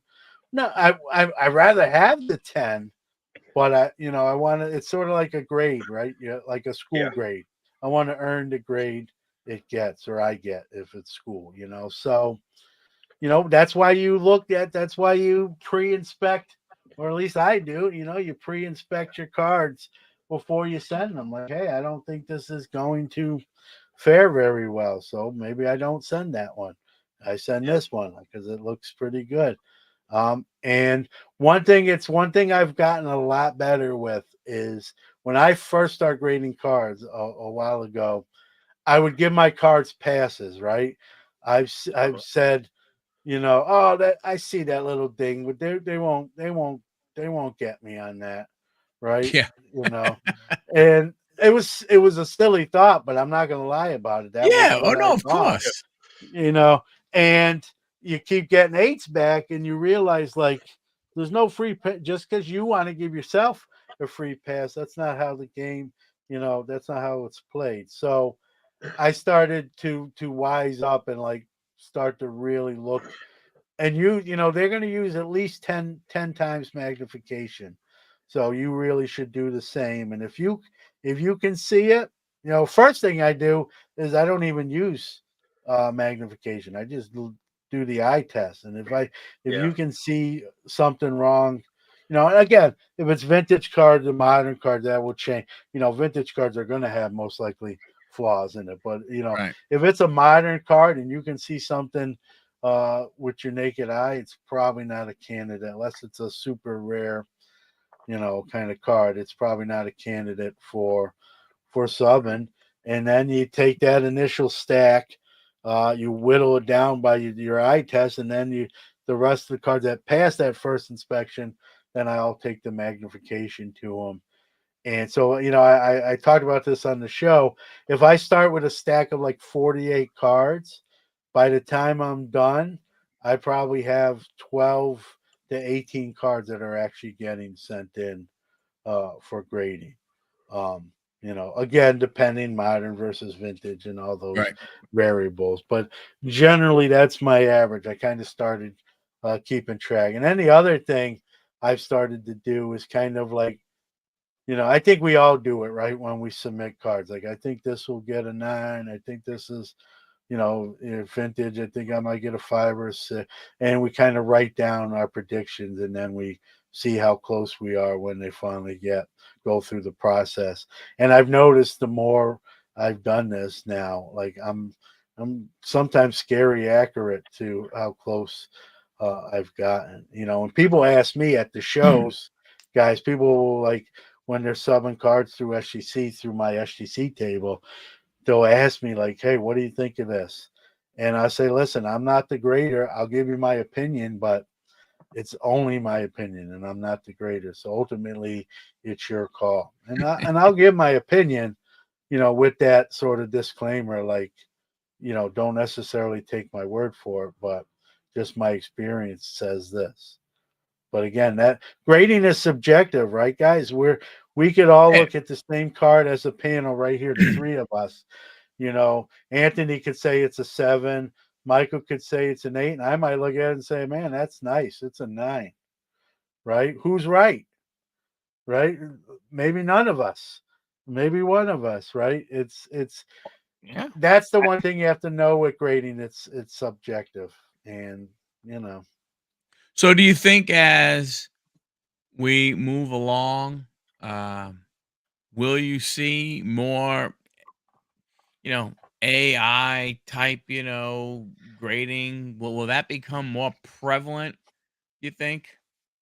I think well, it's already being used. Obviously, tag is fully aligned with AI, but all these companies are using AI at least in the initial, like when they get these cards, they're all scanned in, and the AI system itself tells the company what these cards are. This is a red foil burst. This is a silver scope or blue scope, right? So that it takes that guessing game. It's funny when I do that SGC table, someone will say, "John, I don't know if this is like the blue scope or the disco blue. Some of these prism colors are like have all sorts of funky names and they're similar." And I'm like, "Write what you think it is, and don't worry because SGC will their system, their AI, their scanner will get it right." So you could write blue scope and it's a blue disco, and it's going to come back in the flip as a blue disco, or vice Right. versa. So AI is already being used, and I think it's a great question, Mike. I think it's going to be more prevalent, and to folks I've even had on the show as guests that are from these grading companies, it's a great question because I ask it of them, and their answer is usually pretty similar, even though if they're different companies. It's going to be more and more used as the technology gets better. I've had people say right now we can't use it 100%. It's not refined enough to rely just on that. And that's their opinion. You know, Tag would probably disagree with that assessment, obviously, as they are using it 100%. But some of the other companies will say not ready. You know, it's like automated vehicles, right? Mm-hmm. Um, they exist. They're not. Yep. It's not Yeah. a future thing. It exists in current form, but every once in a while you read, right, something went wrong. Someone was Yeah. killed, and they're pushing back like the date of. So it's like any Still on Monday. technology. Yeah, it's like any technology. It's, you know, when a company just decides like it's effective and accurate and good and ready to roll out in full capacity. But I've had other companies say no, even when that day comes, we're never going to rely solely on a computer or scanner. We still want the human element there. And I kind of like that. I'm an old school guy. I'm the old man on the porch. I don't want, Yeah. you know, to see 40 graders walking out of a building with their lunch boxes being told it was their last day on their jobs and seeing 40, you know, computer systems rolling in past them through the front door. I want to see a combo of both of those entities, human element and technology, right? And to Absolutely. get the best grade. Um, And I think, you know, if you're certain grading companies, the truth of the matter is you don't want a universal scale, or you don't want that kind of stuff because, you know, I mean, y- you want people to want their card in your slab because that's where they're going to get the most value from, right? Because if there's a universal grading scale, then does it really make a difference, you know, what company it is? Well, here's the issue with that is like, would the companies agree to it just accountability wise? Like, for example, like a card that's sent to SGC might not receive the same grade that it gets when it goes to PSA, or the same grade it's going to get if it goes to Beckett or to CGC or to like Grader XYZ.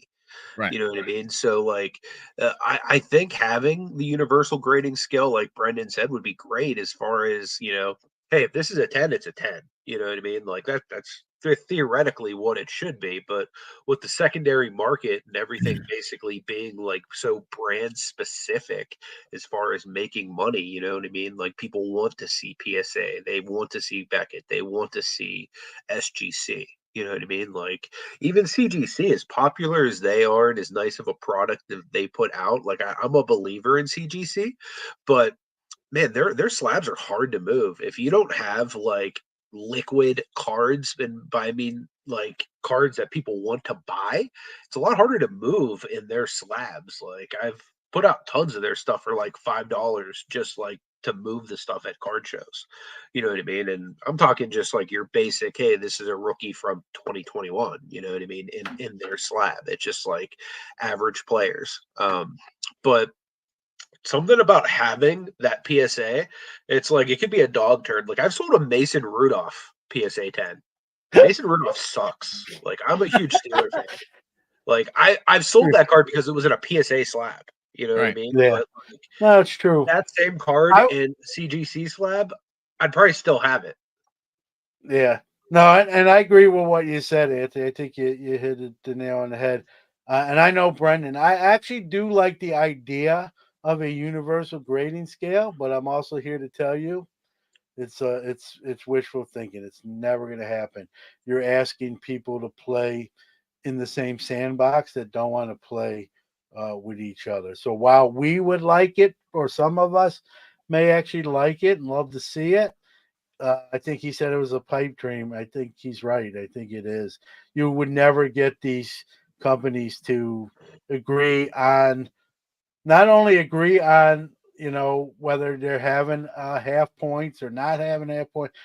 You would never even get them to agree on the terminology of what's a nine. Well, how does a nine read? How would the description of Right. a modern card graded a nine read? Right. So you'll never get it's like the United Nations. You could get them in the same room, but they'll argue with each other. Nothing will really be passed. And They you know, put they wheels may on the have road. sort of, they may not, you know. And I've had the grading folks on and like asked them like how much do you like how much competition is there between you and the other grading companies. And you know, I always get kind of the standard answer, right, John? We're our heads down, we're worried about what we're doing, what our product, what we offer to folks. And I believe that to be true. But yeah, they're looking at what's going on in their industry. They'd be foolish not to. And we've seen SGC. It's kind of funny when PSA was really backed up.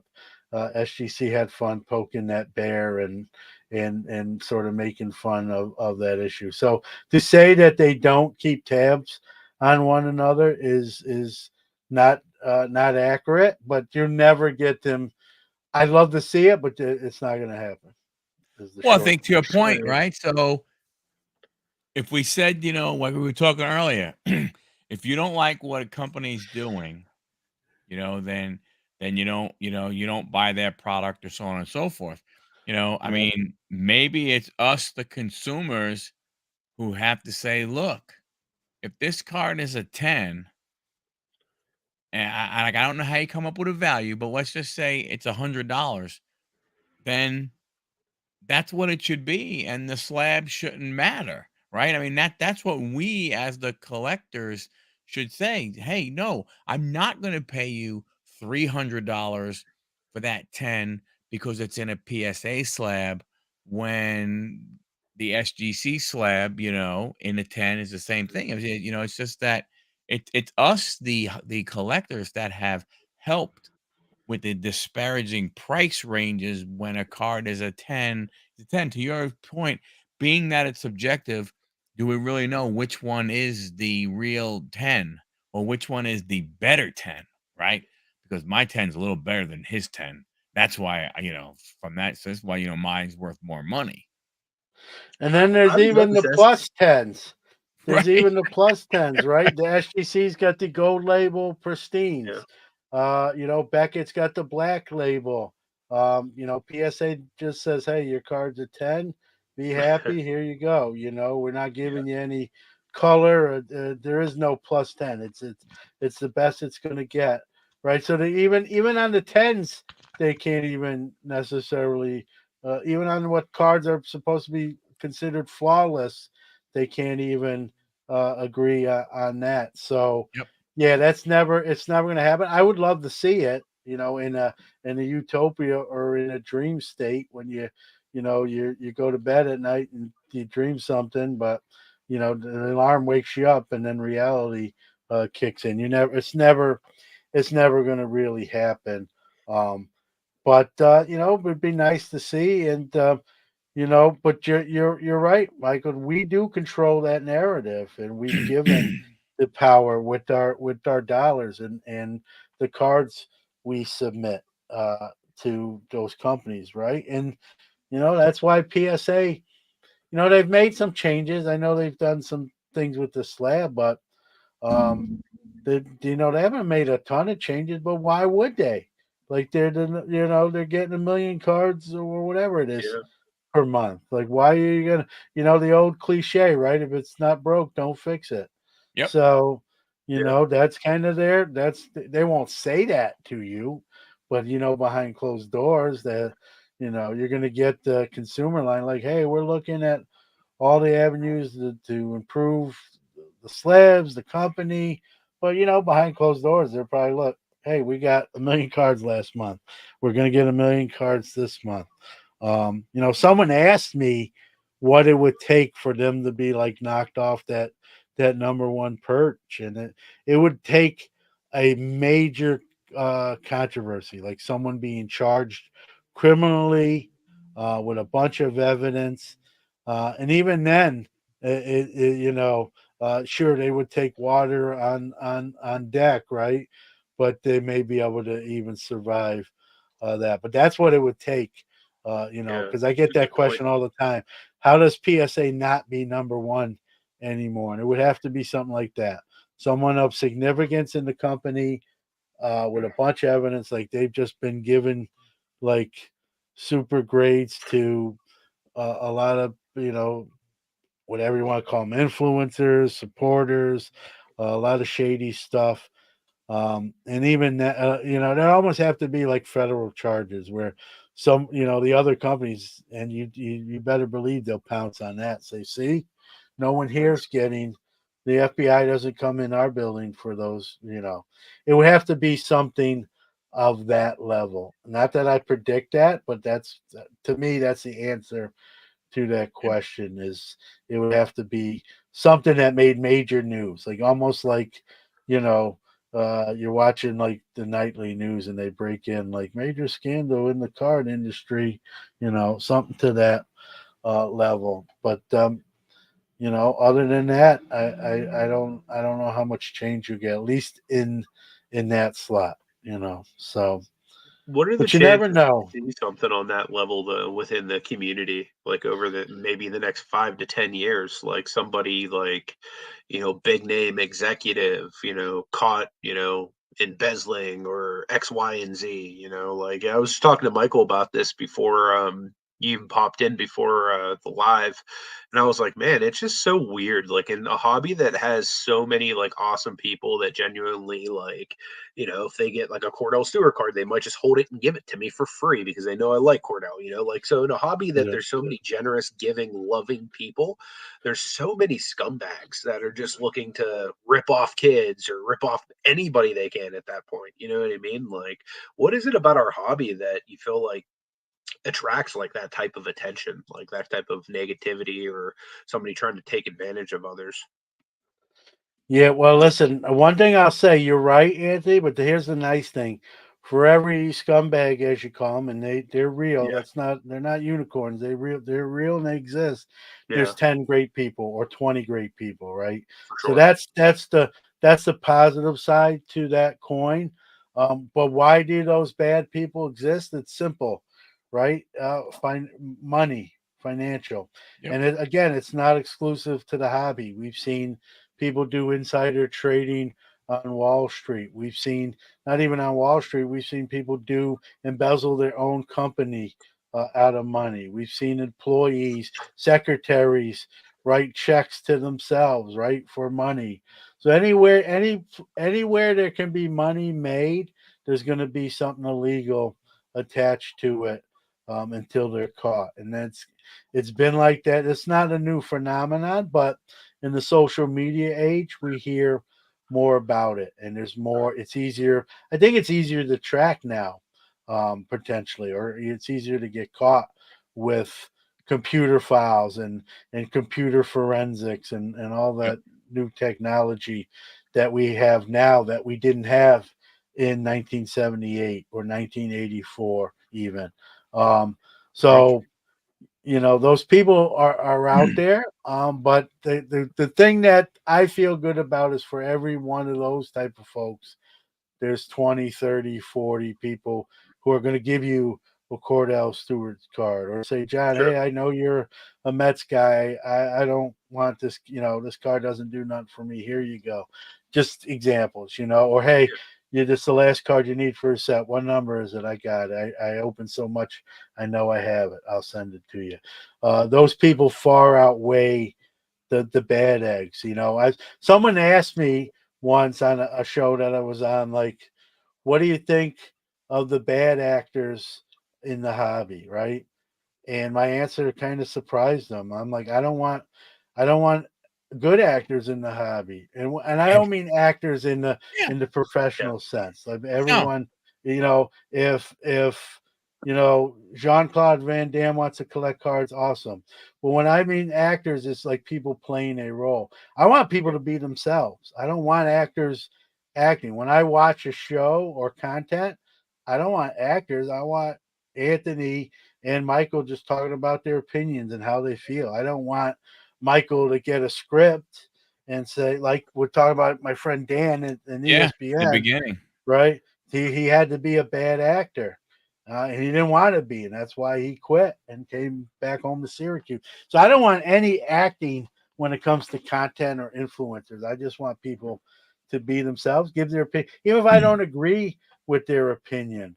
Some of the best comments I get is people message me, say, John, I love your show. I don't agree with everything you say, but some things I do, some things I don't. But what I appreciate about you is I know there's no clickbait going on with you. You're not saying that to get a rise out of me. You're saying that because you 100% believe that to be the case. You're wrong, but I still love you, that sort of thing. And I appreciate that, right? I don't necessarily even want everyone to say, oh man, you got it all figured out, because I don't. I'm learning. I've been doing this a long time, and I learn something new with the hobby every day. And you're not paying attention, because it changes quickly. The news cycle in the hobby now compared to years ago, it's light years compared to years ago. So I don't want any. I always answer that question like, just cross off the word actors. I just want good people Yep. in the hobby, right? Yeah. If an actor wants to collect and be part of the hobby, that's great. I just don't want someone playing a role that's not really them in the hobby, Makes a lot because of sense. that's being disingenuous. And that was one thing when I started the podcast in November 2018. I just said, I'm going to give my opinions, right, wrong, or, opinions aren't really right or wrong, right? Facts can be right or wrong. If something's a fact and someone says, well, that didn't happen, and we know it, they're wrong.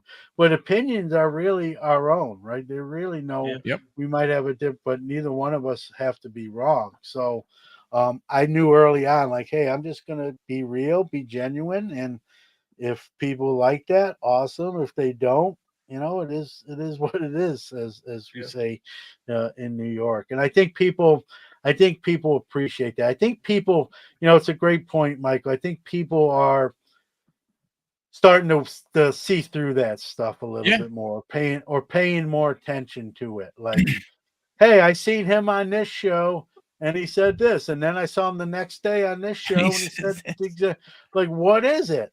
Like, I know people could change their mind, but in 24 hours, so, I'm not going to be that guy. I'm not saying I've never changed my opinion. That's the other thing. So, for example, when grading first came out, and I'll make this story a lot shorter too, I was not a fan of it. I had a store at the time, and one of my customers came in with a Beckett graded card. I even remember the card. It was a '92 Bowman Mariano Rivera, where he's in like his plain clothes and the slacks and the summer shirt and polo. And he's like, "Hey, I just got this graded, John. What do you think?" And I'm like, "Oh man, that's such a money grab. You could have gave me the $20. I would have told you what shape your card was in. I just couldn't have put it in the plastic slab, but I could have done everything else." So I was like anti-grading, right? And then over time, I just like realized, like, it's not I'm not, there is a little money grab in there, but it's more to it than that, right? With some of those bad people we talk about in the hobby that are trimming or making fake cards, there's a place for these companies to authenticate that card or give it an assessment on what condition it is, to help you sort of come up with, hey, a price point of what you're willing to pay to acquire a card. So I've done a 180 on that. So if podcasting would have been around in 1993 or 1994, I would have been on a podcast saying grading's stupid and it's a money grab, and you send any of these grading card companies your cards, you're foolish, or I don't know what you're doing. But obviously now I would sing a different tune. So I think it's okay to be able to change your mind, but be genuine even when you change your mind.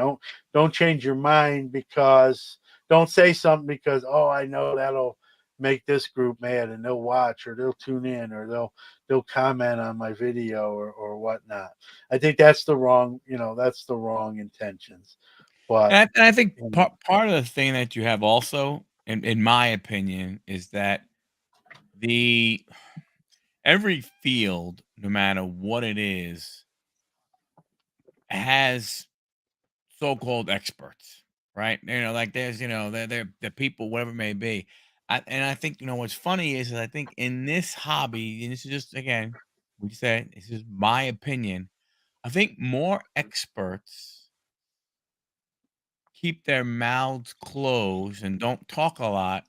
And that's why that's why you see some of the other people who will open up their mouth. They will talk more. They will give their opinions. And once they go ahead and give their opinions and they realize, wow, people kind of sort of believe what I say, and this is pretty cool. So let me say more and let me say more.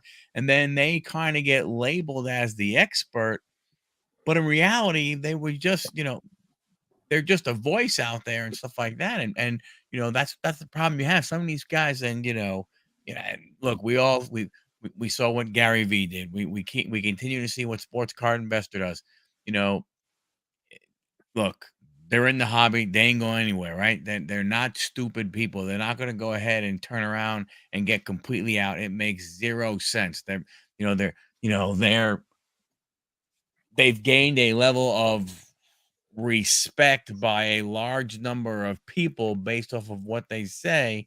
And look, as a human being, you're not going to throw that away, right? You're not going to turn around and walk away from that.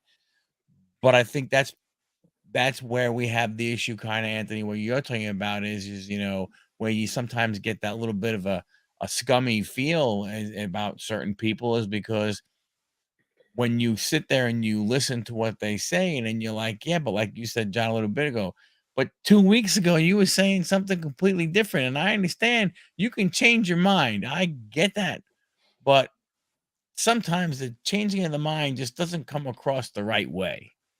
Yeah. Yeah, no. Or it goes back to being genuine again, kind of like John Right. was saying. You know what I Right. mean? And more so, like a lot of people are acting and they're playing a role. You know what I mean? More so than, hey, this is me and this is how I collect. You know what I mean? And that's Yeah, always I kind of even my style, more so than anything, is just documenting my collection more so than, trying to put on that I'm, XYZ.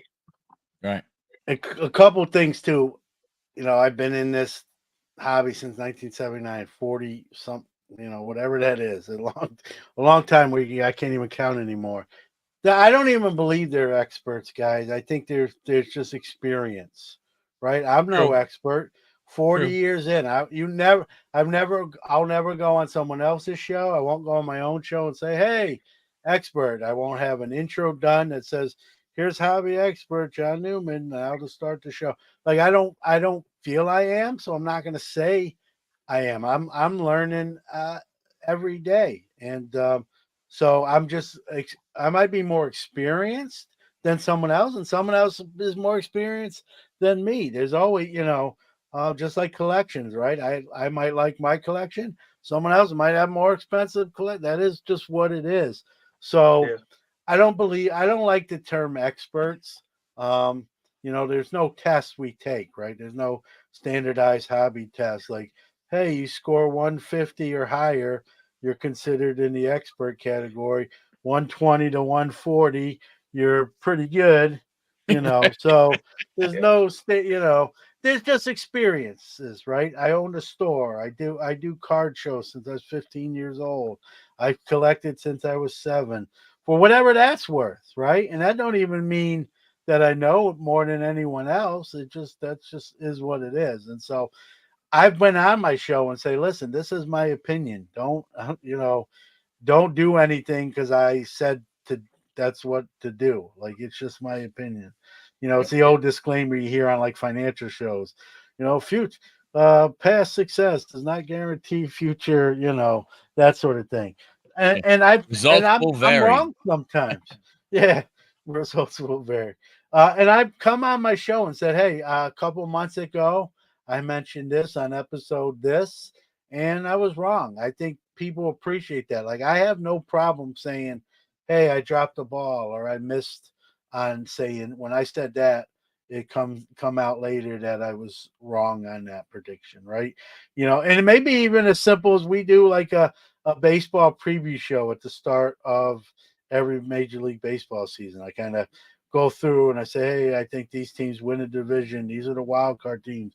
Here's who's winning Rookie of the Year, MVP, Cy Young.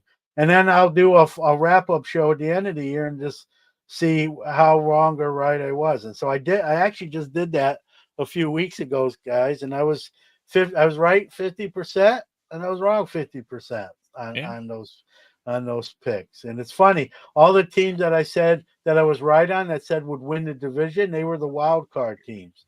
And the ones I was right on with wild card teams were the division winners. So what do we know, right? We can take our best guess and hope we're right. But I don't think there are any experts. I think just people have experience that and that can be anything, Very true. A surgeon or a card collector. So, and I'll never use that term. Even when I have other people on, I'm sure I've used it before, like like not on purpose, where I've just by accident. But I try not even to throw that word around, even towards other people who probably could get, probably earn that label.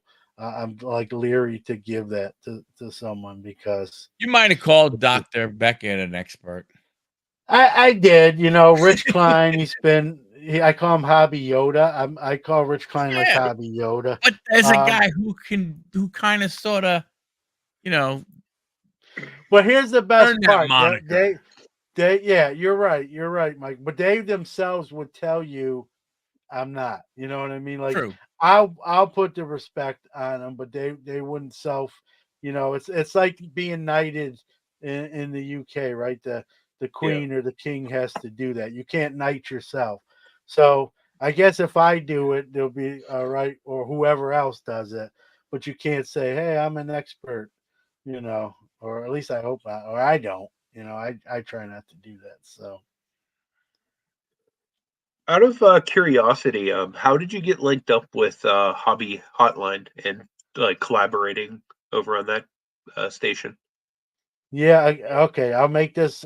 This is a longer story, but I'll make it short. There was a show before that I know some of you may have. I think it was called Cardboard Connection, and it was a similar show. And then that kind of went defunct. And then there was podcasts, Anthony, and then there was video shows. So you can't reinvent the wheel. A lot of stuff's really sort of been done. But what wasn't being done, at least at that time when we launched Hobby Hotline, was kind of a live show where anyone can just kind of link on and say, you're terrible, or you're wrong, or I agree with you 100%. Where you could give everyone sort of a voice.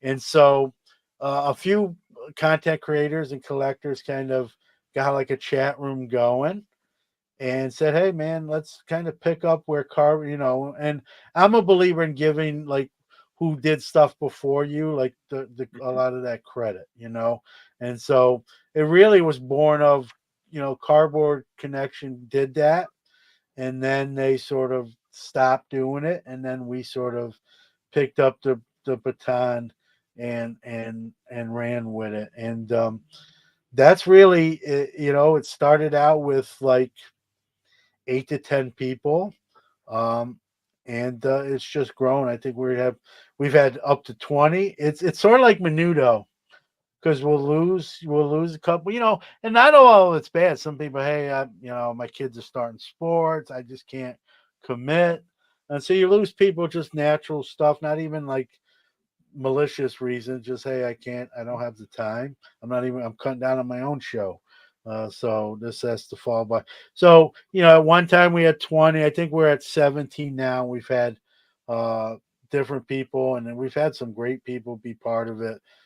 Chris Carlin, Jeremy Lee, Suze, Dr. Beckett currently does it, and everybody, right? And it's great. And even with the host, what the nice thing is, anyone can call on anytime. So when we roll in Saturday, you guys are watching, you can call on and be the fourth host, right? We have 3 scheduled, and you can call in and link on the screen and have the same voice we have. The only thing I always ask, or if we're on a topic, just don't go off on a whole another direction. I kind of stay on point, and then we can kind of, once we beat that topic to it's an hour show, then we can go to another one. But some weeks people call in, sometimes they don't, but the line's always available. We never block anyone unless someone.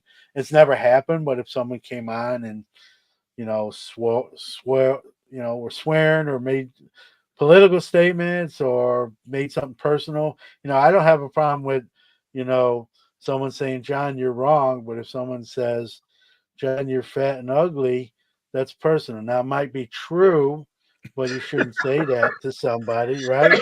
So like if someone's going to make it personal, Right. we're not going to allow that. But if someone wants to disagree and and that sort of thing, we haven't had. I'm probably going to jinx this now saying this, guys. We haven't had a Baba Booey yet. The old like, hey, Baba Booey.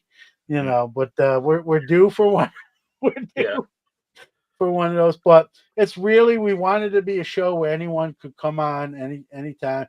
And with 17 people, we do it every Saturday at 11 a.m. Eastern time, and the first Tuesday of the month. We used to do every Tuesday, and we only keep it now to the first Tuesday at 9 p.m. And each show you should see 3 new faces, unless there's a conflict or a scheduling issue.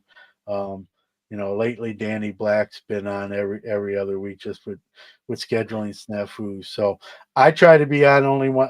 The goal is to have everyone on just once a month. So my next time, for example, my next time on is November 25th, and hopefully it stays that way. So you get fresh faces, different voices. Someone can call in and give their opinions too. And if someone doesn't catch us live, they can download the audio version as well. And I always tell people, if I'm on, if you don't want to see the ugly mug, you can just listen to the audio version. But that's really how the show came about. And we've had people come and go, and new people, and it's yeah, I'd love that, man. Don West is rest in peace. But man, that guy was love him or hate him, man. He was an icon in his own right, right? I don't know if you guys remember that he would knock over like 1989 play. Fleer.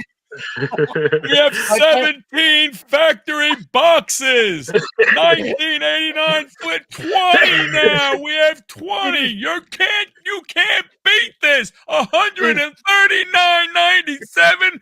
No way. Yeah, he'd make it even the most overproduced junk wax ever item. Like he'd talk you into like buying. My favorite part is when he would knock over displays and just keep rolling, like no big deal. Like, all right, we'll just pick that up. Hey, you can see it better. I remember he knocked, I think it was an 89 upper deck set on the ground, and it was a Griffey rookie. And he goes, hey, I think he said something like, hey, you can get a better camera angle with the Griffey laying flat on the ground. Like he just kind of made, like, what they say, you get served lemons, you make lemonade. He made lemonade out of knocking over the 89 SEP. So he was great, and he brought attention to the hobby. It's the same thing, with Mr. Mint and Alan Rosen during his heyday. Oh, and yeah. He was definitely a polarizing figure. There's people either loved him or hated him, and there's no in between. But one thing, I wasn't a big fan of his bedside manner. But I will say this: listen, he brought a lot of positive attention to the hobby. Whether you like him or not, you can't argue his significance, right? And I've done articles about him. And listen, my one interaction with him, I've talked about this. I was 12 years old. It was the East Coast National, 1984. He was there, as he usually was, right in the front. He always made sure he had a front table, or he refused to set up. And he was a draw. Like, promoters wanted him at the show. We didn't buy in. And so he always got that front table. And he had a 1952 Topps pack. I remember this. And it was in a nice, like, it had its own little case. And I hear I'm 12 years old. I knew who he was, and I'm like, I was a shy kid, so I probably stuttered and said, "How much is that?" And how much is the 52 pack? And he, as in Alan Rosen style, he said, "You don't have enough money, kid." And he was right. You didn't have to say it like that, but he Yeah. was exactly right, right?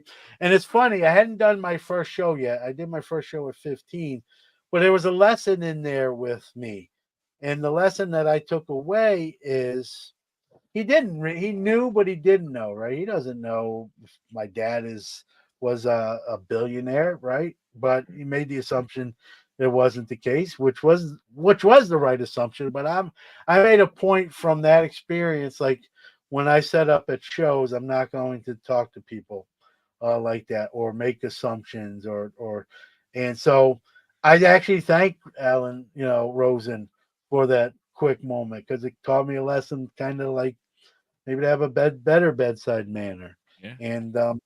and listen, what he meant to the hobby, and right, if you read his books, even to this day, even though they're dated when they were written they still, a lot of that stuff still rings true today. So even if you're not a fan of his personality, um, he was smart. He made millions of dollars in the hobby, and a lot of the stuff he put in the books still rings true today, and is actually kind of sage advice. And if you can get past the point that I don't really like this guy, there's actually a lot of useful information in there. So, um, that's just I try to just learn lessons all along the way. And there was one as a Sure. 12-year-old kid that I still use to this day. I wrote an article about it, like thanking him. I mean, he's no longer with us, but I didn't thank him then. I was kind of like, okay, as I kind of slithered away. But years later, it just taught me a lesson on maybe how to be a little bit different there with folks. And you know, yeah, I mean, what he's done is sure, man. I mean, you could write. I did a 1-page piece for SCD on him, but I could have went a lot longer with it. He's very important, and I'm not saying he's on the hobby Mount Rushmore. If there was a Mount Rushmore for the hobby, but he'd be in the conversation at least. Yeah. And that's a show in itself right there. But um, but Don West, right? Another guy. Those personalities, Don West was social influencer before we even called it Yeah. that. Yep. You I was know, just thinking, man, can you imagine if that guy had a YouTube channel today? Like what that would be like? Like I can't even imagine the thumbnails. Like what would I scroll through and find? well, You're right. some would argue that Jeff Wilson is Don West, the modern day version, to an extent, right? And now launching the store here coming up, and what's I heard he wants to make it like a 24/7 Yep. kind of Mhm. kind of pop in anytime you want. So, and there's Yeah. nothing wrong with that, right? If you don't like it, if it's not your thing, you don't have to partake in it, Yeah. right? It's probably not. I'm gonna do, but like other people, that'll be right in their wheelhouse. So, again, there it goes back to the hobby your way, right? Yeah. To each their own. You don't like somebody, you know. I have one guy. I have to say this. It's a funny story. I'll probably jinx it now. About every 3 or 4 episodes, I get an email. He's like, "I'm this episode." He will say a number. It'll be the last episode I'm listening to you. For whatever reason. Right? And at first I was writing back like, "Hey, I'm sorry to hear that. Tell me what how I could be better." And so every 4 or 5 episodes, I get an email like, "I'm not listening to your show no more."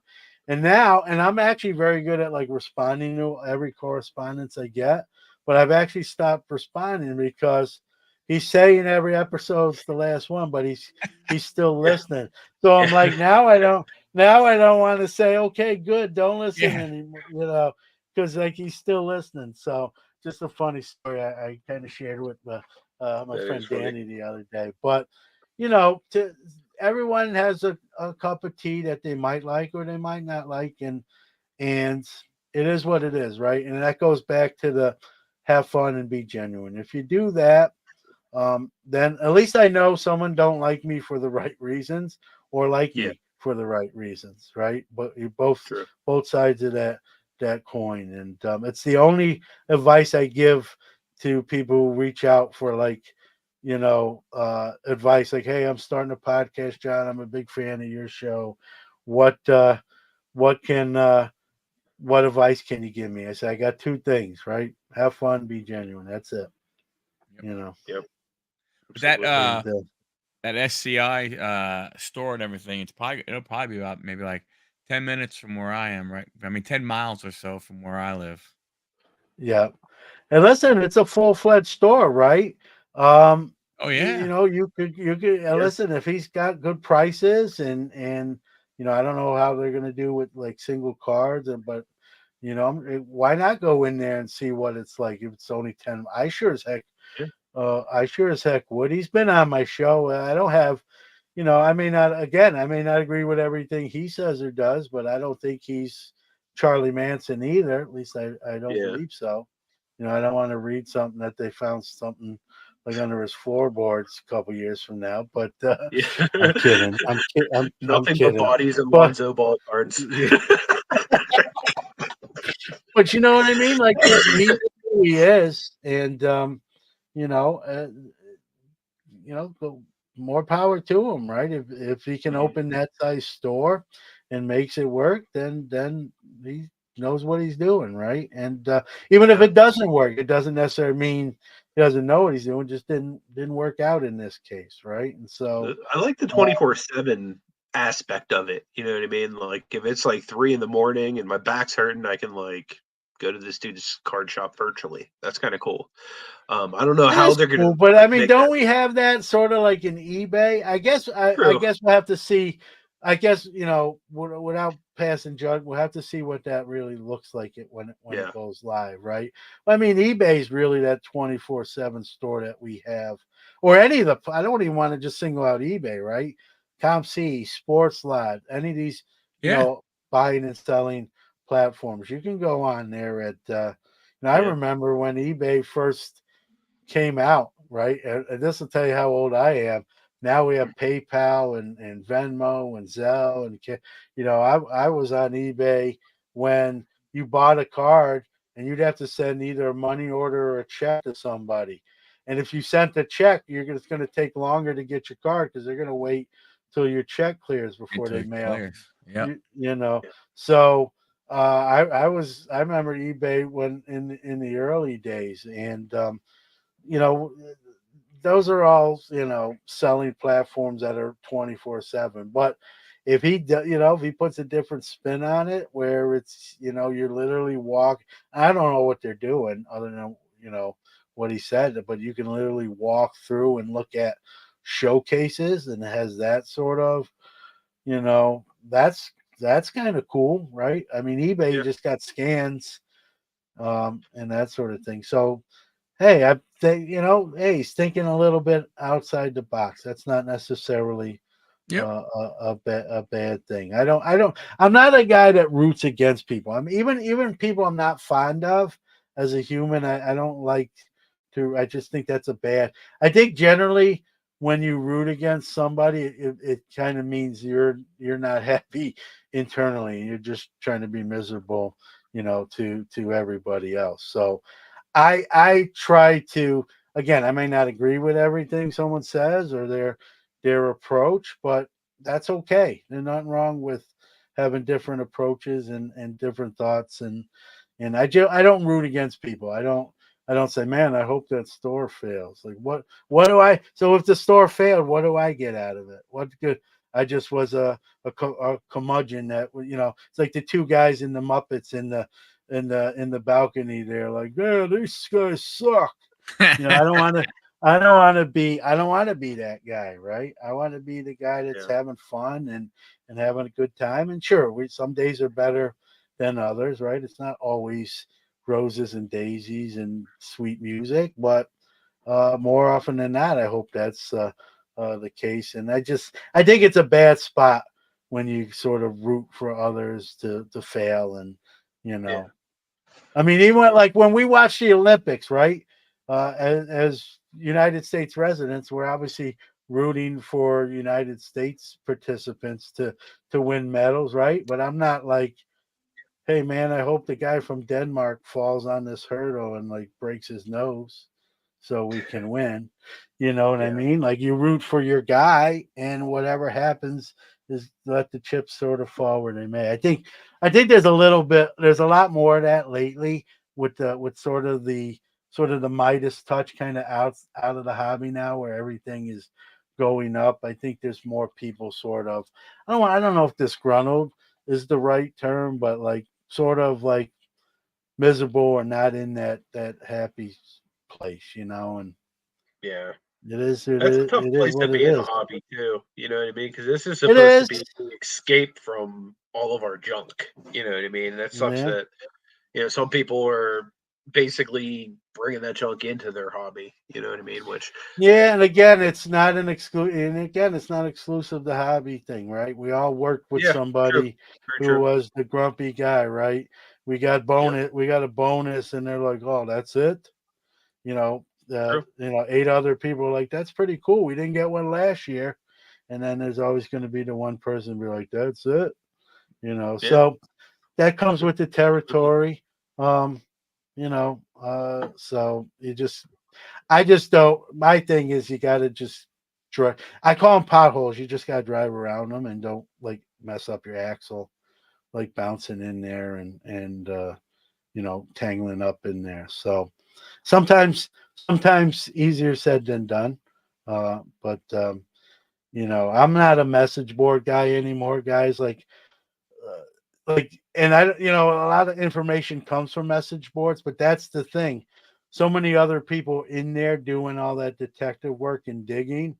I don't have to spend 5 hours in there anymore. I can go outside and smoke a cigar on my deck with some Crown Royal and just get that information right and Yeah, people and hey, kudos to those folks who allow me that extra time to enjoy some of the free. In Syracuse summer yeah, is very short, so we Yeah. have to like for sure. we have to like enjoy it. I don't want to Yeah, be.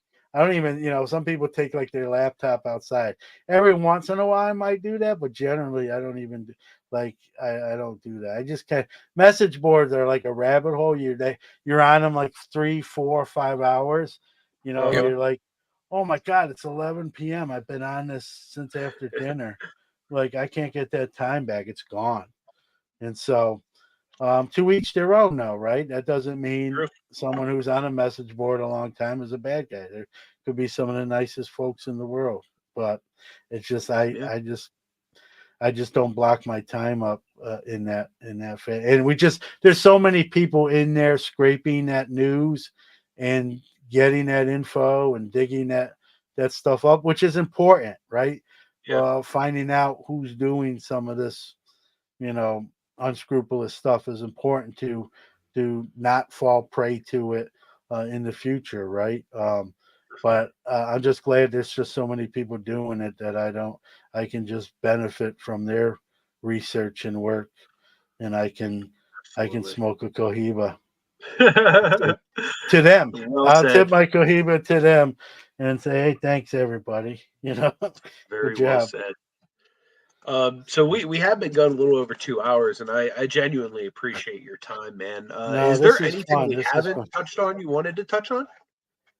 No, we really covered from grading to social influencers, and yeah, not nothing off the top of my head, right?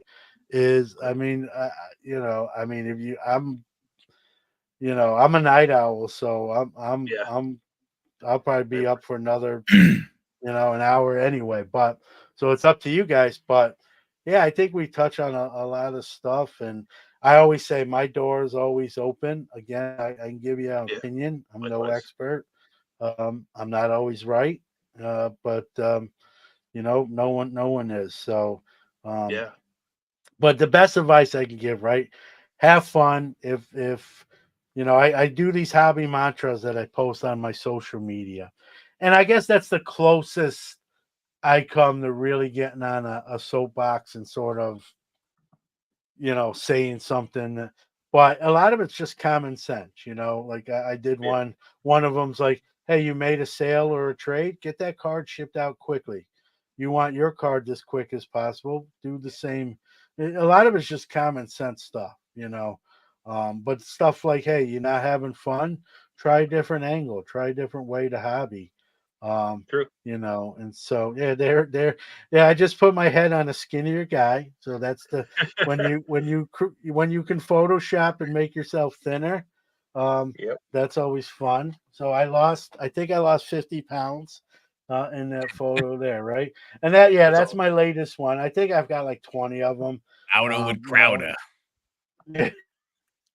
But just stuff like common sense stuff. But sometimes we need to hear it, myself included, right? Yes. Yeah, Be a hobby ambassador and advocate, right? If you love the hobby, right, you want more people to be active in it, right? It's no fun if you're in the hobby by yourself. So that's another one of my, someone asked me one time I was on a show, and they're like, John, what do you think of all these new people coming? This is when that crescendo happened. What do you think uh-huh. of all these new people, and they're buying stuff on Monday and selling it on Tuesday? And I'm like, who they hurting? Like, if they're not ripping anybody off, you may not do that. I may not do that, but hey, they're transacting in the hobby, to each their own. So I'm a guy. I'm Yeah, a sort of welcoming guy, unless you're doing like illegal or bad stuff. There's no place for for that. sure. I won't defend that, but yeah, no, I guess fanatics would like me saying that. Like, hey, the more of the merrier. Do I think they're going to get 10 times? Probably not. But who? I don't know. That's just my again. There's an opinion. Yeah, and that's and there's I get it. That's another question I get asked is like, how'd you come up with that tagline? And there's no, I hate to, it's very disappointing. It's not a sexy story. It was really the first thing. I just thought about even my kind of trajectory to the hobby, starting as a 7-year-old kid. Then I was Hmm. going to a card store almost every day. And the owner, Rudy's like, hey, you want to work here? You're here every day anyway. So I worked in the card store with Rudy. Then I started doing my own shows at 15. So, and I'm not going to go through the whole time, but I Yeah, thought about that and like, what was besides the cards, right? What was the common denominator there? And it's the people along the way. If Rudy doesn't offer me a job in the card store, maybe I didn't start doing my own shows, and so everything sort of like a domino leads to and I just thought of all the people that I'm thankful for that got me to, Dan Tortora, my dad and his, all those people, you guys with this show, all those people are important to the process, right? And so we're all in the hobby for cards. I get that. I'm not trying, and I'm not saying that should be bigger than the cards. I actually don't think that should be the case. But all those stories, right? When we look at a card and we know where we acquired that from. Hey, my buddy and me traded, or he gave that to me, right?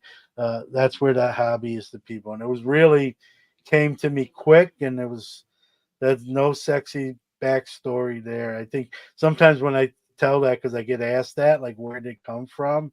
And I'm like, it's just, I just thought of all the things I've done and the people along the way, and that's where it came from. It's really a non-sexy story. I wish there was yeah, I had a contest, and it wasn't that. It was just kind of just thought of it, and it just made sense. And it's a lot of people say, man, it's the best. And I'll never say it is, but I get a lot of compliments on it, and I guess It rings you know true. yeah, yeah, and I 100%. guess that's all you can ask for. And so for you can't have the tagline, "The hobby is the people," and then say, "Hey, I don't want any new people in the hobby." That would be sort of what's called being a hypocrite. And I can be called a lot of things, but that hopefully that won't be one of them. So yeah, just have fun. That's like you said, Anthony and Michael, right? That's what we're doing. Talking with you guys for 2 hours and 25 minutes, right? Didn't even, I don't know about you guys, and maybe I'm, it didn't Seems like feel we just that started. long to me. Yeah. Nope. So that, to me, that's a good sign that you're having fun, right? Or you're having, at least you're somewhat entertained, right? But and Absolutely. that's what it's about, right? This That's makes what, me how, feel like I'm in the card shop. Like if I yeah, was sitting around with my best friend and we were digging through cards, this is literally what we'd be talking about. Right. So yeah, that's yeah. what I love about the vibe of And like everyone these has type a of different shows. outlet. Like my dad's a drummer. My dad's 84 years old. I think he's down to 2 bands. At one point, he was still playing in 3 bands at like 82, 83, right? And I said, "Pops, aren't you getting like aren't you worried you're getting too old?" He goes, "No, I love it. I love it. It's my outlet." And he's retired, so it's not like, hey, I work hard, but he just loves it, and he's going to do it till he's, hopefully later than sooner, that his time is up. And I worry about. I come at it more like worrying about him. I'm not trying to get him to quit playing drums. He's played Yeah. since he was a kid, but like, yeah, you think you might want to like take it easy, but he's like, no, I love it. Like, he Yep. didn't say this, but he, in a sense, he's saying like, if something was to happen, I'll go out like doing something I love, right? And that's who, that's, that's always, you don't want to, but there's worse ways, to go. Yeah. So you got to have fun, enjoy it. If you don't enjoy it, you can always look at a different way to do it that maybe brings that passion back. So, Very true. Very true. I again, man, I genuinely appreciate all the time that you've given us this evening. This Heck has yeah. been so much fun. It really has. Hopefully, we can do this again in the future. Whether yeah, that's Michael's I'll channel, my see you channel. guys next. I'll see you guys next week. No, I'm just Yeah, kidding. I'm just kidding. But all, I'm sure that would be a listen, treat for everyone. yeah, all joke aside, thanks for asking me on, man. I love, like, listen, I don't, if anyone watches this show and they can't say, like, they may not agree with everything they heard, but Mhm. they can't say, hey, these 3 guys don't love the hobby, because that It's wouldn't true. be true. So, Very true. and that's, or I would hope they say, hey, these 3 guys may not agree with every opinion or comment, but I will say this: these 3 guys love the hobby, are passionate, and care. And that's all if I get that much, then I'm all right. Absolutely. So, It's a great Agreed. way to look at it. How about you, Michael? Anything you got coming up this week you want to share with the people? Um, I should be going live tomorrow night with some rip and chip stuff, trying to see if I can get some new product and everything like that.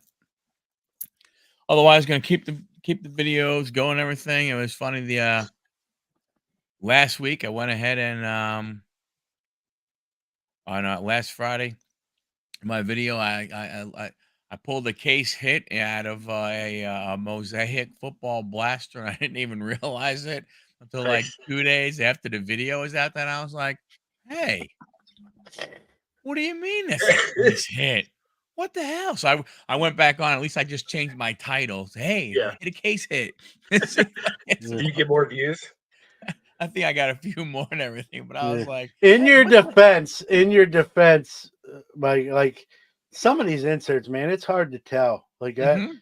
I'll open, like, I'll get boxes to review from companies here and there, and I'll Uh-huh. video it, and I'm sure I mess up like odds, or Uh-huh. what, how rare something might be or not be, and like, hey, I think this is, one per box, and then 2 packs later, hey, here's another one. So apparently, that's not the case. So it's some of these, especially on the Panini side of things. I love them, Oh yeah. but yeah, there's just, all sorts of different prisms and refractors, and you Oh know yeah. tigers and disco balls, and Wizard stuff. and snake, and yeah, I mean it's Yes, it's Do you crazy. have any stuff's. I'm sorry, Yeah, go I didn't ahead. mean to cut you off. I was gonna ask if you had any fun stuff coming up this week on Sports Card Nation. Yep. Yeah, Friday, which will be the 27th. I don't, we'll have part 2 with Mike Kramer from Pacific. That's the thing. I try to keep my episodes, at least on the audio side, to an hour. Uh-huh. So I'll do 2-part series. So Mike Kramer will be the conclusion of that. And on this week's one, he's going to talk about where the idea from Prism kind of came about for them. And we're talking Nice. about Panini.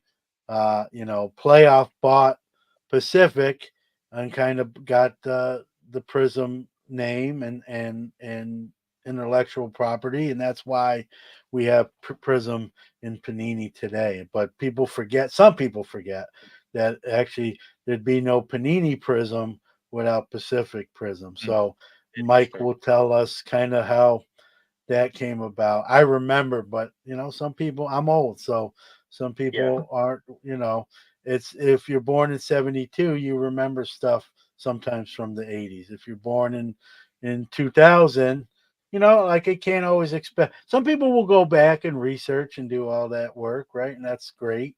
But that's not always the case. So I love having folks like that on to kind of fill in those blanks for those that may not realize that. And those are some of the best feedback I get. Like, hey, I just listened to this episode with this guest. I never knew that until he or she said that, right? And Yeah.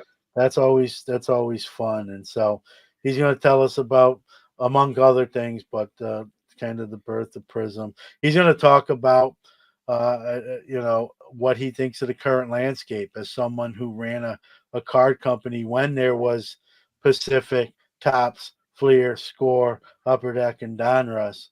I wanted to get that man's thoughts of where Fanatics is going to have 75% of that market, and he doesn't mince words about that. So I won't give you, I'll tease you enough to not tell you what he said, but you probably could read between the lines there and talk about some other stuff. So it's always I love learning, and as much as I knew about Pacific in the 2 episodes, I learned a lot more as well. He's got a new book coming good. out, which is great too.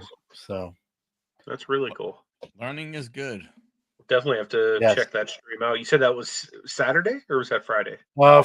Friday, and that'll be audio. Okay. Down wherever you get your favorite podcast, and then in a couple weeks after that, I'll release the video version of it. But I always Oh, wait.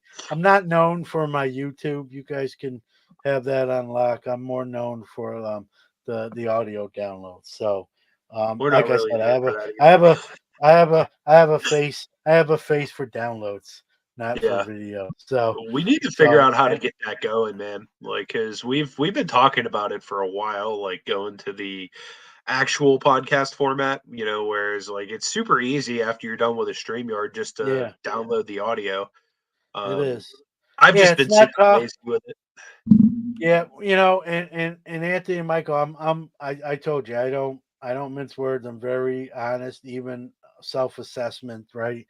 I got Yeah. in at the right time. When I started in November of 2018, there was only Uh-huh. 3 or 4 other podcasts. So, to do it now, I'll be honest with you. If Sports Card Nation didn't exist and I tried to launch it now, the degree of difficulty is multiple times harder than when I launched it. I think timing is they say timing is everything. I For believe it sure. because when I got in November of 2018, there was 3 or 4 podcasts, and I just kind of built up a following, and it's like a thing that rolls downhill, kind of gathers more as it goes, and I'm very blessed. I always Yeah. I don't assume people can listen today and then say, hey, I'm never listening again, and vice versa. So I'm very appreciative of where we're at. I always make a point in the show to say that at least one time, like, hey,